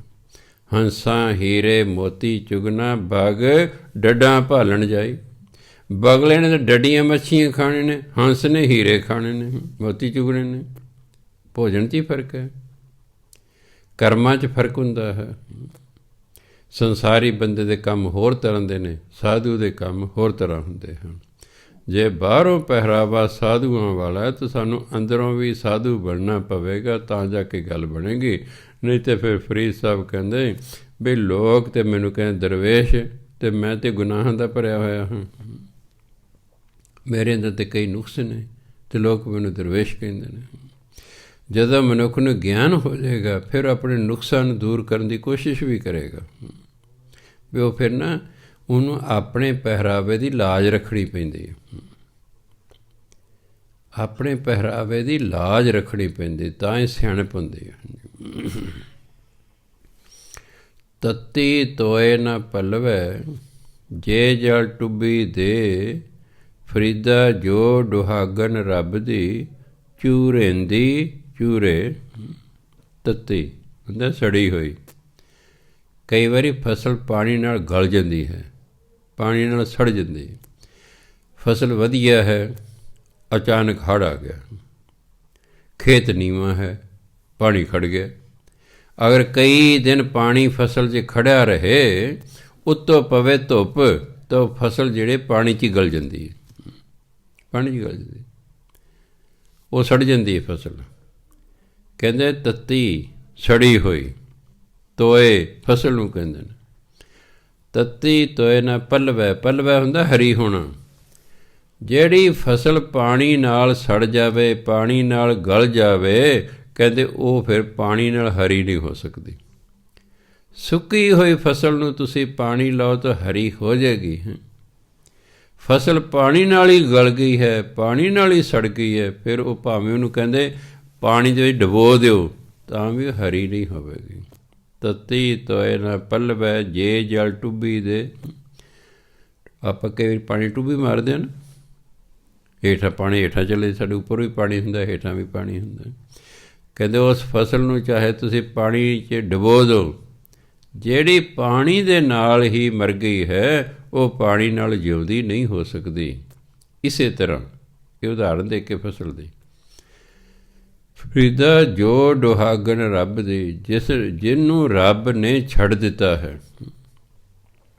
ਦੁਹਾਗਨ ਔਰਤ 2-3 ਪ੍ਰਕਾਰ ਦੀ ਹੁੰਦੀ ਹੈ। ਇੱਕ ਕੁਆਰੀ ਜਿਹਦਾ ਵਿਆਹ ਨਹੀਂ ਹੋਇਆ, ਇੱਕ ਸੁਹਾਗਣ ਜਿਹਦਾ ਪਤੀ ਜਿਉਂਦਾ ਹੈ ਅਤੇ ਪਤੀ ਦੇ ਨਾਲ ਹੈ, ਇੱਕ ਵਿਧਵਾ ਜਿਹਦਾ ਪਤੀ ਮਰ ਗਿਆ ਹੈ, ਇੱਕ ਦੁਹਾਗਨ ਜਿਹਨੂੰ ਪਤੀ ਨੇ ਛੱਡ ਦਿੱਤਾ ਹੈ, ਵੀ ਜਾਂ ਮੈਂ ਨਹੀਂ ਦਿਨ ਰੱਖਦਾ। ਕਈ ਲੋਕ ਨੇ ਆਪਣੀ ਘਰ ਰੇਲ ਨਾ ਆਪਣੇ ਘਰੋਂ ਕੱਢ ਦਿੰਦੇ, ਵੀ ਜੇ ਮੈਂ ਨਹੀਂ ਦਿਨ ਰੱਖਦਾ, ਤੂੰ ਮੇਰਾ ਕਹਿਣਾ ਤਾਂ ਮੰਨਦੀ ਨਹੀਂ, ਕੰਮ ਤਾਂ ਤੂੰ ਕਰਦੀ ਨਹੀਂ, ਮੈਂ ਨਹੀਂ ਦਿਨ ਰੱਖਦਾ। ਉਹ ਦੁਹਾਗਣ ਹੈ। ਵਿਧਵਾ ਹੋ ਜੇ ਫਿਰ ਵੀ ਸਬਰ ਕਰ ਲਏਗੀ, ਵਿੱਚੋਂ ਪਤੀ ਹੁਣ ਮਾਰੀ ਗਿਆ, ਭਾਈ ਜ਼ਿੰਦਗੀ ਤਾਂ ਕਿਸੇ ਤਰ੍ਹਾਂ ਜਿਉਣੀ ਹੈ, ਠੀਕ ਹੈ। ਪਰ ਜੇ ਦੁਹਾਗਣ ਹੈ, ਜਿਹਨੂੰ ਪਤੀ ਨੇ ਛੱਡ ਦਿੱਤਾ ਹੈ, ਉਹ ਨਾ ਸੁਹਾਗਣਾਂ 'ਚ ਨਾ ਜਿਉਂਦੇ 'ਚ ਨਾ ਮਰਿਆਂ 'ਚ, ਬੜੀ ਅਜੀਬ ਉਹਦੀ ਸਥਿਤੀ ਹੁੰਦੀ ਹੈ। ਚਲੋ ਕਈ ਵਾਰੀ ਲੜਕੀ ਮਾਂ ਪਿਓ ਕੋਲ ਆ ਜਾਂਦੀ ਹੈ, ਅੱਗੇ ਮੰਨ ਲਓ ਮਾਂ ਪਿਓ ਵੀ ਨਹੀਂ, ਫਿਰ ਕਿੱਥੇ ਜਾਏਗੀ? ਪਤੀ ਨੇ ਰੱਖੀ ਨਹੀਂ, ਅੱਗੇ ਰੱਖਣ ਵਾਲਾ ਕੋਈ ਹੈ ਨਹੀਂ। ਇਸ ਲਈ ਕਹਿੰਦੇ ਜਿਹੜੀ ਪਰਮਾਤਮਾ ਦੀ ਛੱਡੀ ਹੋਈ ਹੈ, ਜਿਹਨੂੰ ਪਰਮਾਤਮਾ ਛੱਡ ਦੇ ਨਾ, ਝੂਰੇਂਦੀ ਝੂਰੇ, ਉਹ ਤਾਂ ਝੂਰਦੀ ਹੀ ਰਹਿੰਦੀ, ਉਹ ਤਾਂ ਸਾਰੀ ਉਮਰ ਅਫਸੋਸ ਹੀ ਕਰਦੀ ਰਹਿੰਦੀ ਹੈ। ਇਸੇ ਤਰ੍ਹਾਂ ਹੀ ਉਹ ਫਸਲ ਜਿਹੜੀ ਪਾਣੀ ਦੇ ਵਿੱਚ ਹੀ ਗਲ ਜਾਵੇ, ਉਹਨੂੰ ਪਾਣੀ ਦੇ ਨਾਲ ਹਰਿਆ ਭਰਿਆ ਨਹੀਂ ਕੀਤਾ ਜਾ ਸਕਦਾ। ਇਸ ਲਈ ਉਹ ਜੀਵ ਇਸਤਰੀ ਜਿਹਨੂੰ ਪਰਮਾਤਮਾ ਨੇ ਛੱਡ ਦਿੱਤਾ ਹੋਵੇ, ਫਿਰ ਕਹਿੰਦੇ ਉਹ ਕਦੇ ਸੁਖੀ ਨਹੀਂ ਹੋ ਸਕਦੀ, ਉਹ ਝੁਰਦੀ ਹੀ ਰਹਿੰਦੀ ਹੈ, ਉਹ ਅਫਸੋਸ ਹੀ ਕਰਦੀ ਰਹਿੰਦੀ ਹੈ। ਤਾਂ ਦੱਸਿਆ ਕਿ ਭਾਈ ਐਸੇ ਕਰਮ ਕਰੋ ਜਿਸ ਨਾਲ ਪਤੀ ਖੁਸ਼ ਹੋ ਜਾਏ, ਪਰਮਾਤਮਾ ਖੁਸ਼ ਹੋ ਜਾਏ। ਜਦੋਂ ਅਸੀਂ ਹੁਣ ਪਰਮਾਤਮਾ ਜਾਂ ਗੁਰੂ ਖੁਸ਼, ਪਰਮਾਤਮਾ ਖੁਸ਼, ਬਾਣੀ 'ਚ ਇਹੀ ਲਿਖਿਆ ਹੋਇਆ। ਜਿਸ 'ਤੇ ਗੁਰੂ ਖੁਸ਼, ਪਰਮਾਤਮਾ ਕਹਿੰਦਾ ਮੈਂ ਉਸ 'ਤੇ ਖੁਸ਼ ਹਾਂ। ਹੁਣ ਗੁਰੂ ਕਿਸ ਸਿੱਖ 'ਤੇ ਖੁਸ਼ ਹੋਏਗਾ? ਨਿਰਾ ਬਾਣੀ ਪੜ੍ਹਨ ਨਾਲ ਗੁਰੂ ਖੁਸ਼ ਨਹੀਂ ਹੋਵੇਗਾ, ਗੁਰਦੁਆਰੇ ਨੱਕ ਰਗੜਨ ਨਾਲ ਗੁਰੂ ਖੁਸ਼ ਨਹੀਂ ਹੁੰਦੇ, ਕੀਰਤਨ ਕਰਨ ਨਾਲ ਵੀ ਗੁਰੂ ਨਹੀਂ ਖੁਸ਼ ਹੋਏਗਾ, ਮੇਰੇ ਵਾਂਗੂ ਕਥਾ ਕਰਨ ਨਾਲ ਵੀ ਖੁਸ਼ ਨਹੀਂ ਹੋਏਗਾ। ਗੁਰੂ ਤਾਂ ਉਦੋਂ ਖੁਸ਼ ਹੋਣਗੇ ਜਦੋਂ ਅਸੀਂ ਗੁਰੂ ਦੇ ਆਖੇ ਲੱਗਾਂਗੇ, ਆਖੇ ਲੱਗਾਂਗੇ। ਮੰਨ ਲਓ ਇੱਕ ਬੱਚਾ ਹੈ, ਮਾਂ ਪਿਓ ਸਵੇਰੇ ਉੱਠ ਕੇ ਮੱਥਾ ਵੀ ਟੇਕਦਾ, ਉਹ ਕਹਿੰਦੇ ਭਈ ਆਹ ਕੰਮ ਕਰਦੇ, ਕਦੇ ਨਹੀਂ ਵਰਤ ਹੁੰਦਾ। ਕੀ ਮਾਂ ਪਿਓ ਖੁਸ਼ ਹੋਣਗੇ ਉਸ 'ਤੇ? ਮੱਥਾ ਵੀ ਟੇਕਿਆ, ਗੁਰਦੁਆਰੇ ਜਾ ਕੇ ਡੰਡੌਤ ਵੀ ਕੀਤੀ। ਕਈ ਡੰਡੌਤ ਕਰਦੇ, ਲੰਮਿਆਂ ਲੇਟ ਕੇ ਜਿਹੜਾ ਮੱਥਾ ਟੇਕ ਉਹਨੂੰ ਕਿ ਡੰਡੌਤ ਹੈ। ਗੁਰੂ ਮਹਾਰਾਜ ਤੇ ਜਾਣੀ ਜਾਣੇ। ਵੀ ਇਹ ਅੱਖ ਦਾ ਲੱਗਦਾ ਨਹੀਂ ਹੈ, ਇਹ ਤਾਂ ਆਪਣੀ ਮਰਜ਼ੀ ਕਰਦਾ। ਇਸ ਲਈ ਗੁਰੂ ਮਹਾਰਾਜ ਦੀ ਉੱਥੇ ਖੁਸ਼ੀ ਨਹੀਂ ਹੁੰਦੀ, ਉੱਥੇ ਖੁਸ਼ੀ ਨਹੀਂ ਹੁੰਦੀ। ਗੁਰੂ ਮਹਾਰਾਜ ਦੀ ਖੁਸ਼ੀ ਉਸ ਸਿੱਖ 'ਤੇ ਹੀ ਹੁੰਦੀ ਹੈ ਜਿਹੜਾ ਸਿੱਖ ਆਗਿਆਕਾਰ ਹੈ। ਉਸੇ ਬੱਚੇ ਅਤੇ ਮਾਂ ਪਿਓ ਦੀ ਖੁਸ਼ੀ ਹੈ ਜਿਹੜਾ ਬੱਚਾ ਆਗਿਆਕਾਰ ਹੈ। ਉਸੇ ਵਿਦਿਆਰਥੀ ਦੇ ਟੀਚਰ ਦੀ ਖੁਸ਼ੀ ਹੈ ਜਿਹੜਾ ਵਿਦਿਆਰਥੀ ਆਗਿਆਕਾਰ ਹੈ। ਉਸੇ ਕਰਮਚਾਰੀ ਅਤੇ ਅਫਸਰ ਦੀ ਖੁਸ਼ੀ ਹੈ ਜਿਹੜਾ ਕਰਮਚਾਰੀ ਆਗਿਆਕਾਰ ਹੈ। ਹੁਕਮ ਮੰਨਣ ਵਾਲਾ ਜਿਹੜਾ ਬੰਦਾ ਹੈ ਉਹ ਜਿਹੜਾ ਹੁਕਮ ਦੇ ਰਿਹਾ ਉਹਨੂੰ ਖੁਸ਼ ਕਰ ਲੈਂਦਾ ਹੈ। ਸੋ ਇਸ ਲਈ ਜਦੋਂ ਸਾਡਾ ਜੀਵਨ ਬਾਣੀ ਅਨੁਸਾਰ ਹੋ ਜਾਏਗਾ, ਗੁਰੂ ਮਹਾਰਾਜ ਨੇ ਸਾਡੇ 'ਤੇ ਖੁਸ਼ ਹੋ ਜਾਣਾ ਹੈ, ਅਤੇ ਗੁਰੂ ਮਹਾਰਾਜ ਖੁਸ਼ ਅਤੇ ਰੱਬ ਆਪਣੇ ਆਪ ਹੀ ਖੁਸ਼। ਅਤੇ ਨਹੀਂ ਤਾਂ ਫਿਰ ਜੇ ਅਸੀਂ ਨਾ ਮੰਨੇ ਤਾਂ ਫਿਰ ਐ ਸਮਝ ਅਸੀਂ ਛੁੱਟੜ ਜਨਾਨੀ ਵਰਗੇ ਹਾਂ, ਜਿਹਦਾ ਨਾ ਘਰ ਨਾ ਘਾਟ, ਅਤੇ ਫਿਰ ਉਹ ਝੂਰਦੀ ਰਹਿੰਦੀ ਹੈ, ਅਫਸੋਸ ਕਰਦੀ ਰਹਿੰਦੀ ਹੈ। ਅੱਗੇ ਕਹਿੰਦੇ ਜਾਂ ਕੁਆਰੀ ਤਾਂ ਚਾਓ, ਵਿਵਾਹੀ ਤਾਂ ਮਾਮਲੇ, ਫਰੀਦਾ ਇਹੋ ਪਛੋਤਾਓ, ਵਤ ਕੁਆਰੀ ਨਾ ਥੀਏ। ਕਿ ਜਦੋਂ ਕੁਆਰੀ ਸੀ ਤਾਂ ਬੜਾ ਚਾਅ ਸੀ ਵੀ ਮੇਰਾ ਵਿਆਹ ਹੋਵੇ। ਵਿਵਾਹੀ ਤਾਂ ਮਾਮਲੇ, ਜਦੋਂ ਵਿਆਹ ਹੋ ਗਿਆ ਫਿਰ ਗ੍ਰਸਤੀ ਦੇ ਝੰਜਟ ਹੋ ਗਏ। ਫਿਰ ਗ੍ਰਸਤ ਦੇ ਆਪਣੇ ਝੰਜਟ ਨੇ। ਗ੍ਰਸਤੀ ਬੰਦਾ ਮੈਂ ਦੇਖਿਆ ਕੋਈ ਵਿਰਲਾ ਟਾਵੇਂ ਵਿਚਾਰਾ ਸੁਖੀ ਹੈ। ਇਹ ਜਿੰਨਾ ਚਿਰ ਤੁਹਾਡੇ ਬੱਚੇ ਛੋਟੇ ਛੋਟੇ ਨੇ ਤੁਸੀਂ ਸੁਖੀ ਹੋ। ਜਿਉਂ ਹੀ ਇਹ ਵੱਡੇ ਹੁੰਦੇ ਨਾ ਇਹ ਤੁਹਾਡੇ ਲਈ ਹੌਲੀ ਹੌਲੀ ਵਕਤ ਖੜਾ ਸ਼ੁਰੂ ਕਰ ਦਿੰਦੇ। ਜੇ ਜਵਾਨ ਹੋ ਗਏ, ਤੁਹਾਡੀ ਲੜਕੀ ਜਵਾਨ ਹੋ ਗਈ ਹੈ, ਉਹਨੂੰ ਨੌਕਰੀ ਨਹੀਂ ਮਿਲ ਰਹੀ ਤਾਂ ਵੀ ਤੁਸੀਂ ਦੁਖੀ। ਨੌਕਰੀ ਮਿਲ ਗਈ, ਵਿਆਹ ਨਹੀਂ ਹੋ ਰਿਹਾ, 30 ਸਾਲ 32 ਸਾਲ 34 ਸਾਲ ਦੀ, ਤਾਂ ਵੀ ਤੁਸੀਂ ਦੁਖੀ। ਮੈਂ ਦੇਖਿਆ ਗ੍ਰਸਤੀ ਬੰਦਾ ਤਾਂ ਆਮ ਤੌਰ 'ਤੇ ਦੁਖੀ ਹੀ ਹੁੰਦਾ, ਉਹਨੂੰ ਕੋਈ ਨਾ ਕੋਈ ਚਿੰਤਾ ਲੱਗੀ ਹੀ ਰਹਿੰਦੀ ਹੈ। ਹੁਣ ਕੁਆਰੀ ਸੀ, ਚਾਅ ਸੀ ਵਿਆਹ ਹੋਵੇ, ਵਿਆਹ ਹੋ ਗਿਆ ਹੈ ਅਤੇ ਅੱਗੇ ਫਿਰ ਕਈ ਪ੍ਰਕਾਰ ਦੇ ਝੰਜਟ ਨੇ। ਜਿਹੜੇ ਲੋਕ ਫਿਲਮੀ ਹੁੰਦੇ ਨਾ ਉਹ ਅੱਗੇ ਨਹੀਂ ਵਸਿਆ ਕਰਦੇ। ਮੈਂ ਜੋ ਫਿਲਮਾਂ ਛੋਟੇ ਹੁੰਦੇ ਦੇਖਦੇ, ਸਾਰੀ ਦੁਨੀਆ ਵੇਖਦੀ ਹੁੰਦੀ, ਮੈਂ ਦੇਖਿਆ ਉਹ ਕਿ ਇੱਕ ਮੈਂ ਹੋਵਾਂ ਇੱਕ ਤੂੰ ਹੋਵੇਂ। ਜਦੋਂ ਵਿਆਹੀ ਜਾਂਦੇ ਤਾਂ ਅੱਗੇ 5-7 ਹੁੰਦੇ ਨੇ। ਸੁਣਿਆ ਇੱਕ ਮੈਂ ਹੋਵਾਂ ਇੱਕ ਤੂੰ ਹੋਵੇਂ, ਬਈ ਵਾਹ ਮੌਜਾਂ ਨੇ ਜੀ ਹੈ, ਅਤੇ ਅੱਗੇ 5-7 ਹੁੰਦੇ ਨੇ। ਉਹ ਗਿਆ ਨਾ ਸਾਰੇ ਸਵਾਦ। ਉਹ ਕਹਿੰਦਾ ਤੇਰੇ ਲਈ ਅਸਮਾਨ ਕੇ ਤਾਰੇ ਤੋੜ ਕਰ ਲਾਊਂਗਾ। ਉਹ ਅੱਗੇ ਜਾਂਦੇ ਛਿੱਤਰੋ ਛਿੱਤਰੀ 15 ਦਿਨਾਂ ਬਾਅਦ ਹੁੰਦੇ ਨੇ, ਲੈ ਤੋੜ ਲੈ ਅਸਮਾਨ ਦੇ ਤਾਰੇ। ਉਹ ਭਲੇ ਬਾਣ ਤੋਂ ਉਹ ਤਾਂ ਲਫ਼ਜ਼ ਕਿਹਾ ਹੁੰਦਾ ਹੈ, ਉਹ ਤਾਂ ਝੂਠੀਆਂ ਐਵੇਂ ਤਸੱਲੀਆਂ ਹੁੰਦੀਆਂ। ਤੇਰਾ ਮੇਰਾ ਵਿਆਹ, ਮੈਂ ਆਹ ਕਰ ਦਾਂਗਾ ਤੇਰੇ ਲਈ, ਮੈਂ ਉਹ ਕਰ ਦਾਂਗਾ। ਉਹ ਗੱਲ ਕੋਸਰ ਬਣਦੀ ਕੋਈ ਨਹੀਂ। ਜਿਵੇਂ ਸਰਕਾਰ ਜਦੋਂ ਆਉਂਦੀ ਹੈ, ਉਹ ਜਦੋਂ ਇਲੈਕਸ਼ਨ, ਤੁਸੀਂ ਸਾਨੂੰ ਜਿਤਾਓ, ਅਸੀਂ ਤੁਹਾਡੇ ਲਈ ਸਵਰਗ ਪੈਦਾ ਕਰ ਦਾਂਗੇ, ਤੁਹਾਡੇ ਲਈ ਆਹ ਕਰ ਦਾਂਗੇ, ਤੁਹਾਡੇ ਲਈ ਉਹ ਕਰ ਦਾਂਗੇ। ਤੁਸੀਂ ਬੜੇ ਖੁਸ਼ ਹੁੰਦੇ ਹੋ, ਵਿਆਹ ਇਸ ਨੂੰ ਲਿਓ। ਉਹ ਮਗਰੋਂ ਉਹੀ ਰੰਡੀ ਰੋਣਾ ਰਹਿੰਦਾ ਜੋ ਪਹਿਲਾਂ ਦਾ ਸੀ। ਅਤੇ ਕਈ ਵਾਰੀ ਬੰਦਾ ਸੋਚਦਾ ਇਹਨਾਂ ਨਾਲ ਤਾਂ ਪਹਿਲੇ ਹੀ ਚੰਗੇ ਸਨ। ਪਹਿਲੇ ਨੂੰ ਛੱਡ ਕੇ ਜਨਾਨੀ ਨੇ ਦੂਜੇ ਨਾਲ ਵਿਆਹ ਕਰ ਲਿਆ, ਦੂਜਾ ਉਦੋਂ ਵੀ ਕਪੱਤਾ ਨਿਕਲਿਆ, ਅਗਲਾ ਕਿਸੇ ਦਿਨ ਤਾਂ ਪਹਿਲੇ ਚੰਗਾ ਸੀ। ਇਸ ਲਈ ਮੈਂ ਦੇਖਿਆ ਗ੍ਰਸਤੀ ਬੰਦੇ ਨੂੰ ਤਾਂ ਕੋਈ ਨਾ ਕੋਈ ਵਕਤ ਹੀ ਰਹਿੰਦਾ ਹੈ। ਇਸ ਲਈ ਜਿੰਨਾ ਚਿਰ ਕੁਆਰੇ ਸੀ, ਕਹਿੰਦਾ ਚਾਅ ਸੀ ਵਿਆਹ ਹੋਵੇ, ਅੱਗੇ ਫਿਰ ਕਿੰਨੇ ਪ੍ਰਕਾਰ ਦੇ ਕੰਮ ਕਰਨੇ ਪੈ ਗਏ, ਝੰਜਟ ਹੋ ਗਏ। ਫਰੀਦਾ ਇਹੋ ਪਛੋਤਾਓ, ਵਤ ਕੁਆਰੀ ਨਾ ਥੀ। ਵਤ ਮੈਨੇ ਦੁਬਾਰਾ। ਹੁਣ ਕਹਿੰਦਾ ਪਛਤਾਵਾ ਤਾਂ ਇਸ ਗੱਲ ਦਾ ਕਿ ਹੁਣ ਦੁਬਾਰਾ ਕੁਆਰੇ ਨਹੀਂ ਹੋਇਆ ਜਾ ਸਕਦਾ। ਹੁਣ ਨਹੀਂ, ਹੁਣ ਵਿਆਹ ਗਿਆ, ਹੁਣ ਕੁਆਰੇ ਨਹੀਂ ਹੋਇਆ ਜਾ ਸਕਦਾ।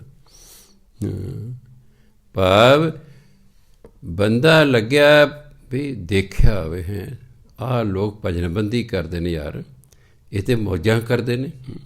ਜਿਵੇਂ ਇੱਕ ਬੱਚਾ ਆਪਣੀ ਮਾਂ ਨੂੰ ਕਹਿੰਦਾ, ਮੰਮਾ ਇਹ ਬਾਬਾ ਬਣਨਾ ਇੱਕ ਵਾਰੀ ਔਖਾ ਹੈ, ਇਹ ਬਾਬਾ ਬਣ ਕੇ ਫਿਰ ਮੌਜ ਬੜੀ ਹੈ। ਠੀਕ, ਉਹਦੀ ਮਾਂ ਕਿ ਤੂੰ ਬਣ ਲੈ, ਤੂੰ ਬਣ ਲੈ, ਤੂੰ ਕਰ ਲੈ ਭਜਨਬੰਦਗੀ, ਤੂੰ ਬਾਬਾ ਬਣ ਜਾਏਗਾ। ਮੰਨ ਲਓ ਬੰਦਾ ਲੱਗ ਗਿਆ ਇਸ ਪਾਸੇ ਨੂੰ, ਲੱਗ ਗਿਆ, ਕਿੰਨੇ ਸਾਲ ਲੱਗਾ ਰਿਹਾ, ਅਜੇ ਕੋਈ ਗੱਲ ਨਹੀਂ ਬਣ ਰਹੀ। ਉਹ ਕਹਿੰਦਾ ਯਾਰ ਇਹਦੇ ਤਾਂ ਪਹਿਲਾਂ ਹੀ ਮੌਜ ਕਰਦੇ ਸੀ, ਆਹ ਅੰਮ੍ਰਿਤ ਵੇਲੇ ਉੱਠਣਾ ਪੈ ਗਿਆ, ਨਹਾਉਣਾ ਪੈ ਗਿਆ ਠੰਡ ਦੇ ਮੌਸਮ ਦੇ ਵਿੱਚ ਵੀ ਹੈ, ਤਿਆਰ ਹੋ ਜੀ, ਨਿਤਨੇਮ ਕਰੋ ਜੀ, ਸਿਮਰਨ ਕਰੋ ਜੀ ਹੈ, ਪਹਿਲਾਂ ਆਪਣਾ ਆਰਾਮ ਨਾਲ ਸੁੱਤੇ ਸੀ, ਮੌਜਾਂ ਕਰਦੇ ਸੀ ਹੈ। ਸੋਚਦੇ ਹੁਣ ਪਹਿਲੇ ਨੂੰ ਵੀ ਪਹਿਲੀ ਅਵਸਥਾ ਆ ਜੇ, ਹੁਣ ਜਾਂਦਾ ਵੀ ਨਹੀਂ ਉੱਧਰ ਨੂੰ, ਵੀ ਹੁਣ ਮਸਾਂ ਤਾਂ ਇਸ ਪਾਸੇ ਲੱਗਾ, ਹੁਣ ਪਿੱਛੇ ਨੂੰ ਕੀ ਜਾਣਾ। ਉਹੀ ਹਾਲ ਸਾਡਾ ਜਿਹੜਾ ਹੈ ਕੁਆਰੇ ਅਤੇ ਵਿਆਹ ਵਾਲੀ ਹਾਲਤ, ਵੀ ਜੇ ਕੁਆਰੇ ਸੀ ਤਾਂ ਸ਼ੌਕ ਸੀ ਵਿਆਹ ਹੋਵੇ, ਜਦ ਵਿਆਹ ਹੋਇਆ ਫਿਰ ਕਈ ਪ੍ਰਕਾਰ ਦੇ ਸੰਸਾਰਿਕ ਝੰਜਟ ਹੋ ਗਏ। ਹੁਣ ਕਹਿੰਦਾ ਮੁੜ ਕੇ ਕੁਆਰਾ ਹੋਣਾ ਚਾਹੁੰਦਾ, ਹੁਣ ਮੁੜ ਕੇ ਕੁਆਰਾ ਹੋਇਆ ਨਹੀਂ ਜਾ ਸਕਦਾ, ਪਹਿਲੀ ਅਵਸਥਾ 'ਤੇ ਨਹੀਂ ਆਇਆ ਜਾ ਸਕਦਾ। ਕਲਰ ਕੇਰੀ ਛਪੜੀ ਆਏ ਉਲੱਥੇ ਹੰਝ, ਚਿੰਜੂ ਬੋੜਨ ਨਾ ਪੀਵੇਂ, ਉੱਡਣ ਸੰਧੀ ਡੰਝ। ਕਲਰ ਇੱਧਰ ਤਾਂ ਪਟਿਆਲੇ 'ਚ ਵੀ ਪਹਿਲਾਂ ਕਲਰ ਸੀ, ਕਈ ਸਾਲ ਪਹਿਲਾਂ। ਫਿਰ ਸਰਕਾਰ ਨੇ ਜੱਟਾਂ ਨੂੰ ਕਿਹਾ ਭਾਈ ਜਿਪਸਮ ਜਿਹੜਾ ਹੈ ਉਹ ਧਰਤੀ 'ਚ ਰਲਾਓ, ਇਹਦਾ ਤੁਹਾਡਾ ਕਲਰ ਜਿਹੜਾ ਹੈ ਖ਼ਤਮ ਹੋ ਜਾਏਗਾ। ਫਿਰ ਜਿਪਸਮ ਪਾਉਣਾ ਸ਼ੁਰੂ ਕਰ ਦਿੱਤਾ, ਉਹਦੇ ਨਾਲ ਕੀ ਹੋ ਗਿਆ, ਹੌਲੀ ਹੌਲੀ ਕਲਰ ਖ਼ਤਮ ਹੋ ਗਿਆ। ਪਾਕਿਸਤਾਨ ਬਹੁਤ ਜ਼ਿਆਦਾ ਕਲਰ ਹੁੰਦਾ ਸੀ, ਖੇਤਾਂ ਜਾਣਾ, ਬੀਬੀਆਂ ਨੇ ਤਸਲੇ ਲੈ ਕੇ, ਪਾਕਿਸਤਾਨ ਤਸਲੇ ਨੂੰ ਤਸਲਾ ਆਮ ਸ਼ਬਦ ਹੈ ਹਿੰਦੀ ਦਾ, ਜਿਹੜਾ ਹੈ ਮਾਲ ਵਿੱਚ ਇਹਨੂੰ ਬੱਠਲ ਕਹਿੰਦੇ ਸੀ, ਪਾਕਿਸਤਾਨੀ ਨੂੰ ਦਾਬੜਾ ਕਹਿੰਦੇ ਸੀ। ਦਾਬੜੇ ਲੈ ਕੇ ਬੀਬੀਆਂ ਨੇ ਜਾਣਾ, ਉੱਤੋਂ ਬੁੱਕਾਂ ਨਾਲ ਉਹ ਕਲਰ ਇਕੱਠਾ ਕਰਕੇ ਉਹ ਆਪਣਾ ਤਸਲਾ ਭਰ ਲਿਆਉਣਾ। ਫਿਰ ਪਾਣੀ ਉਬਾਲਣਾ, ਉਹ ਜਿਵੇਂ ਆਪਾਂ ਸਰਫ ਪਾਉਂਦੇ ਐਂ ਕਲਰ ਨੂੰ ਵਿੱਚ ਪਾਉਂਦੇ ਸਨ ਉਹਦੇ, ਫਿਰ ਉਹਦੇ 'ਚ ਕੱਪੜੇ ਡੁਬੋਂਦੇ ਸਨ ਅਤੇ ਕੱਪੜੇ ਸਾਫ਼ ਹੋ ਜਾਂਦੇ ਸਨ। ਕਲਰ ਸੀ। ਹੁਣ ਜਿਹੜੀ ਕਲਰਾਠੀ ਜ਼ਮੀਨ ਹੁੰਦੀ ਹੈ ਕਿਸੇ ਕੰਮ ਦੀ ਨਹੀਂ ਹੁੰਦੀ, ਇਹ 'ਚ ਕੋਈ ਫਸਲ ਨਹੀਂ ਹੁੰਦੀ। ਜਿਸ ਜ਼ਮੀਨ 'ਚ ਕਲਰ ਹੋਵੇਗਾ ਉਸ ਜ਼ਮੀਨ ਦੇ ਵਿੱਚ ਕੋਈ ਫਸਲ ਹੀ ਨਹੀਂ ਹੋ ਸਕਦੀ। ਹੁਣ ਕਿ ਛੱਪੜੀ 'ਚ ਹੈਗਾ ਕਲਰ, ਕਲਰ ਕੇਰੀ, ਕੇਰੀ ਮੈਨੇ ਦੀ, ਕਲਰ ਵਾਲੀ ਛੱਪੜੀ ਹੈ। ਆਏ ਉਲੱਥੇ ਹੰਝ, ਉਹ 'ਤੇ ਹੰਸ ਆ ਗਏ ਵੀ ਪਾਣੀ ਪੀਣੇ। ਛੱਪੜੀ ਵੇਖੀ ਉੱਤੋਂ ਅਤੇ ਆ ਕੇ ਉਤਰ ਗਏ, ਉਲੱਥੇ ਮੈਨੇ ਉਤਰ ਗਏ, ਹੰਝ ਮੈਨੇ ਹੰਸ। ਛੱਪੜੀ ਨੂੰ ਵੇਖ ਕੇ ਹੰਸ ਆ ਗਏ ਵੀ ਪਾਣੀ ਪੀਣੇ। ਜਦੋਂ ਕਿ ਲੱਗੇ ਪਾਣੀ ਪੀਣ, ਪਤਾ ਲੱਗਿਆ ਵੀ ਇਹ ਤਾਂ ਕਲਰ ਹੈ, ਕਲਰ ਵਾਲਾ ਪਾਣੀ ਸਵਾਦ ਨਹੀਂ ਹੁੰਦਾ, ਖਾਰਾ ਹੋ ਜਾਂਦਾ, ਖਾਰਾ ਹੋ ਜਾਂਦਾ, ਨਾਲੇ ਚਿੱਕੜ ਹੁੰਦਾ। ਚਿੰਜੂ ਬੋੜਨ, ਬੋੜਨ ਦਾ ਡੋਬਣਾ, ਚਿੰਜੂ ਮੈਨੇ ਚੁੰਝ, ਉਹ ਆਪਣੀ ਚੁੰਝ ਪਾਣੀ 'ਚ ਡੋਬਦੇ ਨੇ, ਨਾ ਪੀਵੇਂ ਪਰ ਪਾਣੀ ਪੀਂਦੇ ਨਹੀਂ, ਵੀ ਤਾਂ ਸਵਾਦ ਨਹੀਂ ਹੈ। ਉੱਡਣ ਸੰਧੀ ਡੰਝ, ਡੰਝ ਦੀ ਇੱਛਾ, ਅਤੇ ਉਹਨਾਂ ਦੀ ਇੱਛਾ ਆਉਂਦੀ ਵੀ ਉੱਡ ਚੱਲੀਏ। ਵੀ ਸੋਚਿਆ ਸੀ ਵੀ ਪਾਣੀ ਪੀਵਾਂਗੇ, ਪਾਣੀ ਸਵਾਦ ਹੋਏਗਾ, ਅੱਗੇ ਦੇਖੇ ਤਾਂ ਕਲਰ ਵਾਲਾ ਪਾਣੀ ਹੈ, ਪਾਣੀ ਸਵਾਦ ਨਹੀਂ ਹੈ। ਉਹ ਡਬੋਂਦੇ ਤਾਂ ਹੈਗੇ ਚੁੰਝ ਪਰ ਪਾਣੀ ਨਹੀਂ ਪੀਂਦੇ। ਕਿਉਂ? ਇੱਥੇ ਹੰਸ ਤੋਂ ਭਾਵ ਹੈ ਸੰਤ ਮਹਾਤਮਾ, ਸੰਤ ਮਹਾਤਮਾ। ਸੰਤ ਮਹਾਤਮਾ ਨੇ ਦੇਖਿਆ ਵੀ ਆਹ ਚੀਜ਼ ਕੋਈ ਦੂਰੋਂ ਚੰਗੀ ਲੱਗਦੀ ਹੈ, ਜਦੋਂ ਉੱਥੇ ਆਏ ਉਹਨੇ ਕਿਹਾ ਨਾ ਇਹ ਤਾਂ ਸਾਡੇ ਸਟੈਂਡਰਡ ਦੀ ਨਹੀਂ, ਉਹ ਨਹੀਂ ਕਰਦੇ। ਇਸੇ ਲਈ ਹੰਸ ਦਾ ਭੋਜਨ ਹੋਰ ਹੈ ਅਤੇ ਜਿਹੜਾ ਬਗਲਿਆਂ ਦਾ ਭੋਜਨ ਹੋਰ ਹੈ। ਹੰਸ ਤਾਂ ਸਰੋਵਰਾਂ 'ਤੇ ਰਹਿੰਦੇ ਨੇ, ਛੱਪੜਾਂ 'ਤੇ ਨਹੀਂ ਰਹਿੰਦੇ। ਹੰਸ ਕਦੇ ਛੱਪੜਾਂ 'ਤੇ ਨਹੀਂ ਰਹਿੰਦੇ, ਉੱਥੇ ਸਰੋਵਰਾਂ 'ਤੇ ਰਹਿੰਦੇ, ਜਿੱਥੇ ਸਾਫ ਸੁਥਰਾ ਪਾਣੀ ਹੈ ਉੱਥੇ ਰਹਿੰਦੇ ਨੇ। ਇਸ ਲਈ ਜਿਹੜੇ ਸੰਤ ਮਹਾਤਮਾ ਨੇ ਕਦੇ ਕੁਸੰਗਤ 'ਚ ਨਹੀਂ ਰਹਿੰਦੇ, ਉਹ ਸਤ ਸੰਗਤ 'ਚ ਰਹਿੰਦੇ ਨੇ। ਸਗੋਂ ਉਹਨਾਂ ਦੇ ਕੁਸੰਗੀ ਜੇ ਉਹਨਾਂ ਕੋਲ ਆ ਜਾਣ ਉਹਨੂੰ ਵੀ ਸਤਸੰਗੀ ਬਣਾਉਂਦੇ ਨੇ, ਉਹ ਕੁਸੰਗਤ 'ਚ ਨਹੀਂ ਜਾਂਦੇ। ਜਦੋਂ ਨੂੰ ਪਤਾ ਲੱਗਦਾ ਕਿ ਅਸੀਂ ਜਿੱਥੇ ਆਏ ਇੱਥੇ ਦੇ ਕੁਸੰਗੀ ਲੋਕ ਨੇ, ਉੱਥੇ ਚਲੇ ਜਾਂਦੇ ਨੇ, ਉੱਥੇ ਰਹਿੰਦੇ ਨਹੀਂ ਹੈਗੇ। ਵੀ ਇਹ ਤੇ ਵਾਤਾਵਰਨ ਇੱਥੋਂ ਦਾ ਠੀਕ ਹੈ, ਕਿਉਂਕਿ ਜਿਹੋ ਜਿਹਾ ਸਾਡਾ ਸੁਭਾਅ ਹੁੰਦਾ, ਜੇ ਉਹ ਅੱਗੇ ਸੁਭਾਅ ਵਾਲੇ ਉਹੋ ਜਿਹੇ ਲੋਕ ਨਾ ਮਿਲਣ, ਨਹੀਂ ਗੱਲ ਬਣਦੀ। ਹਸਬੈਂਡ ਵਾਈਫ ਹੈ, ਸੁਭਾਅ ਹੀ ਅੱਡ ਅੱਡ ਹੈ, ਨਹੀਂ ਨਿਭਦੀ, ਨਹੀਂ ਨਿਭਦੀ। ਕਈ ਵਾਰੀ ਔਰਤ ਵਿਚਾਰੀ ਅਨਪੜ੍ਹ ਹੁੰਦੀ ਹੈ, ਕੋਈ ਪੜ੍ਹੀ ਲਿਖੀ ਨਹੀਂ ਹੁੰਦੀ, ਨੌਕਰੀ ਨਹੀਂ ਕਰਦੀ ਹੁੰਦੀ, ਉਹ ਮਜਬੂਰ ਹੁੰਦੀ ਹੈ, ਉਹਨੂੰ ਕਈ ਵਾਰੀ ਭੈੜੇ ਪਤੀ ਨਾਲ ਵੀ ਰਹਿਣਾ ਪੈਂਦਾ। ਮੈਂ ਦੇਖਿਆ ਵੀ ਛੱਡ ਕੇ ਜਾਏ ਕਿੱਥੇ। ਛੱਡ ਕੇ ਕਮਾਈ ਦਾ ਕੋਈ ਸਾਧਨ ਨਹੀਂ, ਕਮਾਈ ਦਾ ਕੋਈ ਸਾਧਨ ਨਹੀਂ। ਭੈੜੇ ਬੰਦੇ ਨੂੰ ਛੱਡ ਕੇ ਜਾਏ ਕਿਤੇ, ਰੋਟੀ ਪਾਣੀ ਕਿੱਥੋਂ ਖਾਵੇ। ਇਸ ਲਈ ਉਹ ਭੈੜੇ ਬੰਦੇ ਨਾਲ ਮੈਂ ਦੇਖਿਆ ਕਈ ਬੀਬੀਆਂ ਵਿਚਾਰੀਆਂ ਮਜਬੂਰੀ ਵਸ ਰਹੀ ਜਾਂਦੀਆਂ ਹਨ। ਅੱਜ ਦੀਆਂ ਬੀਬੀਆਂ ਪੜ੍ਹ ਲਿਖ ਗਈਆਂ ਨੇ, ਨੌਕਰੀ ਕਰਦੀਆਂ, ਦੇਖਿਆ ਵੀ ਇੱਥੇ ਨਹੀਂ ਸਾਡਾ ਸੁਭਾਅ ਮਿਲ ਕੇ ਜੋ ਦਫਾ ਹੋਵੋ, ਹੋਰ ਲੱਭ ਲੈਣੇ, ਕੋਈ ਹੋਰ ਲੱਭ ਲੈਣੇ। ਇਹੀ ਕਾਰਨ ਹੈ ਦਿਨੋਂ ਦਿਨ ਤਲਾਕ ਵੱਧ ਰਹੇ ਨੇ। ਤਲਾਕ ਇਸ ਲਈ ਦਿਨੋਂ ਦਿਨ ਵੱਧ ਰਹੇ ਨੇ ਕਿ ਔਰਤ ਸੋਚਦੀ ਹੈ ਮੈਂ ਇਹਨੂੰ ਛੱਡ ਦਾਂਗੀ, ਮੈਂ ਨੌਕਰੀ ਕਰਦੀ ਹਾਂ, ਮੈਨੂੰ ਰੋਟੀ ਪਾਣੀ ਦਾ ਕੋਈ ਫਿਕਰ ਨਹੀਂ, ਮੈਂ ਕੋਈ ਹੋਰ ਲੱਭ ਲਾਂਗੀ।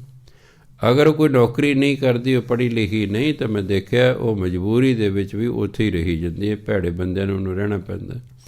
ਸੰਤ ਮਹਾਤਮਾ ਇਸ ਤਰ੍ਹਾਂ ਨਹੀਂ ਕਰਦੇ, ਉਹ ਕੁਸੰਗੀਆਂ 'ਚ ਨਹੀਂ ਰਹਿੰਦੇ।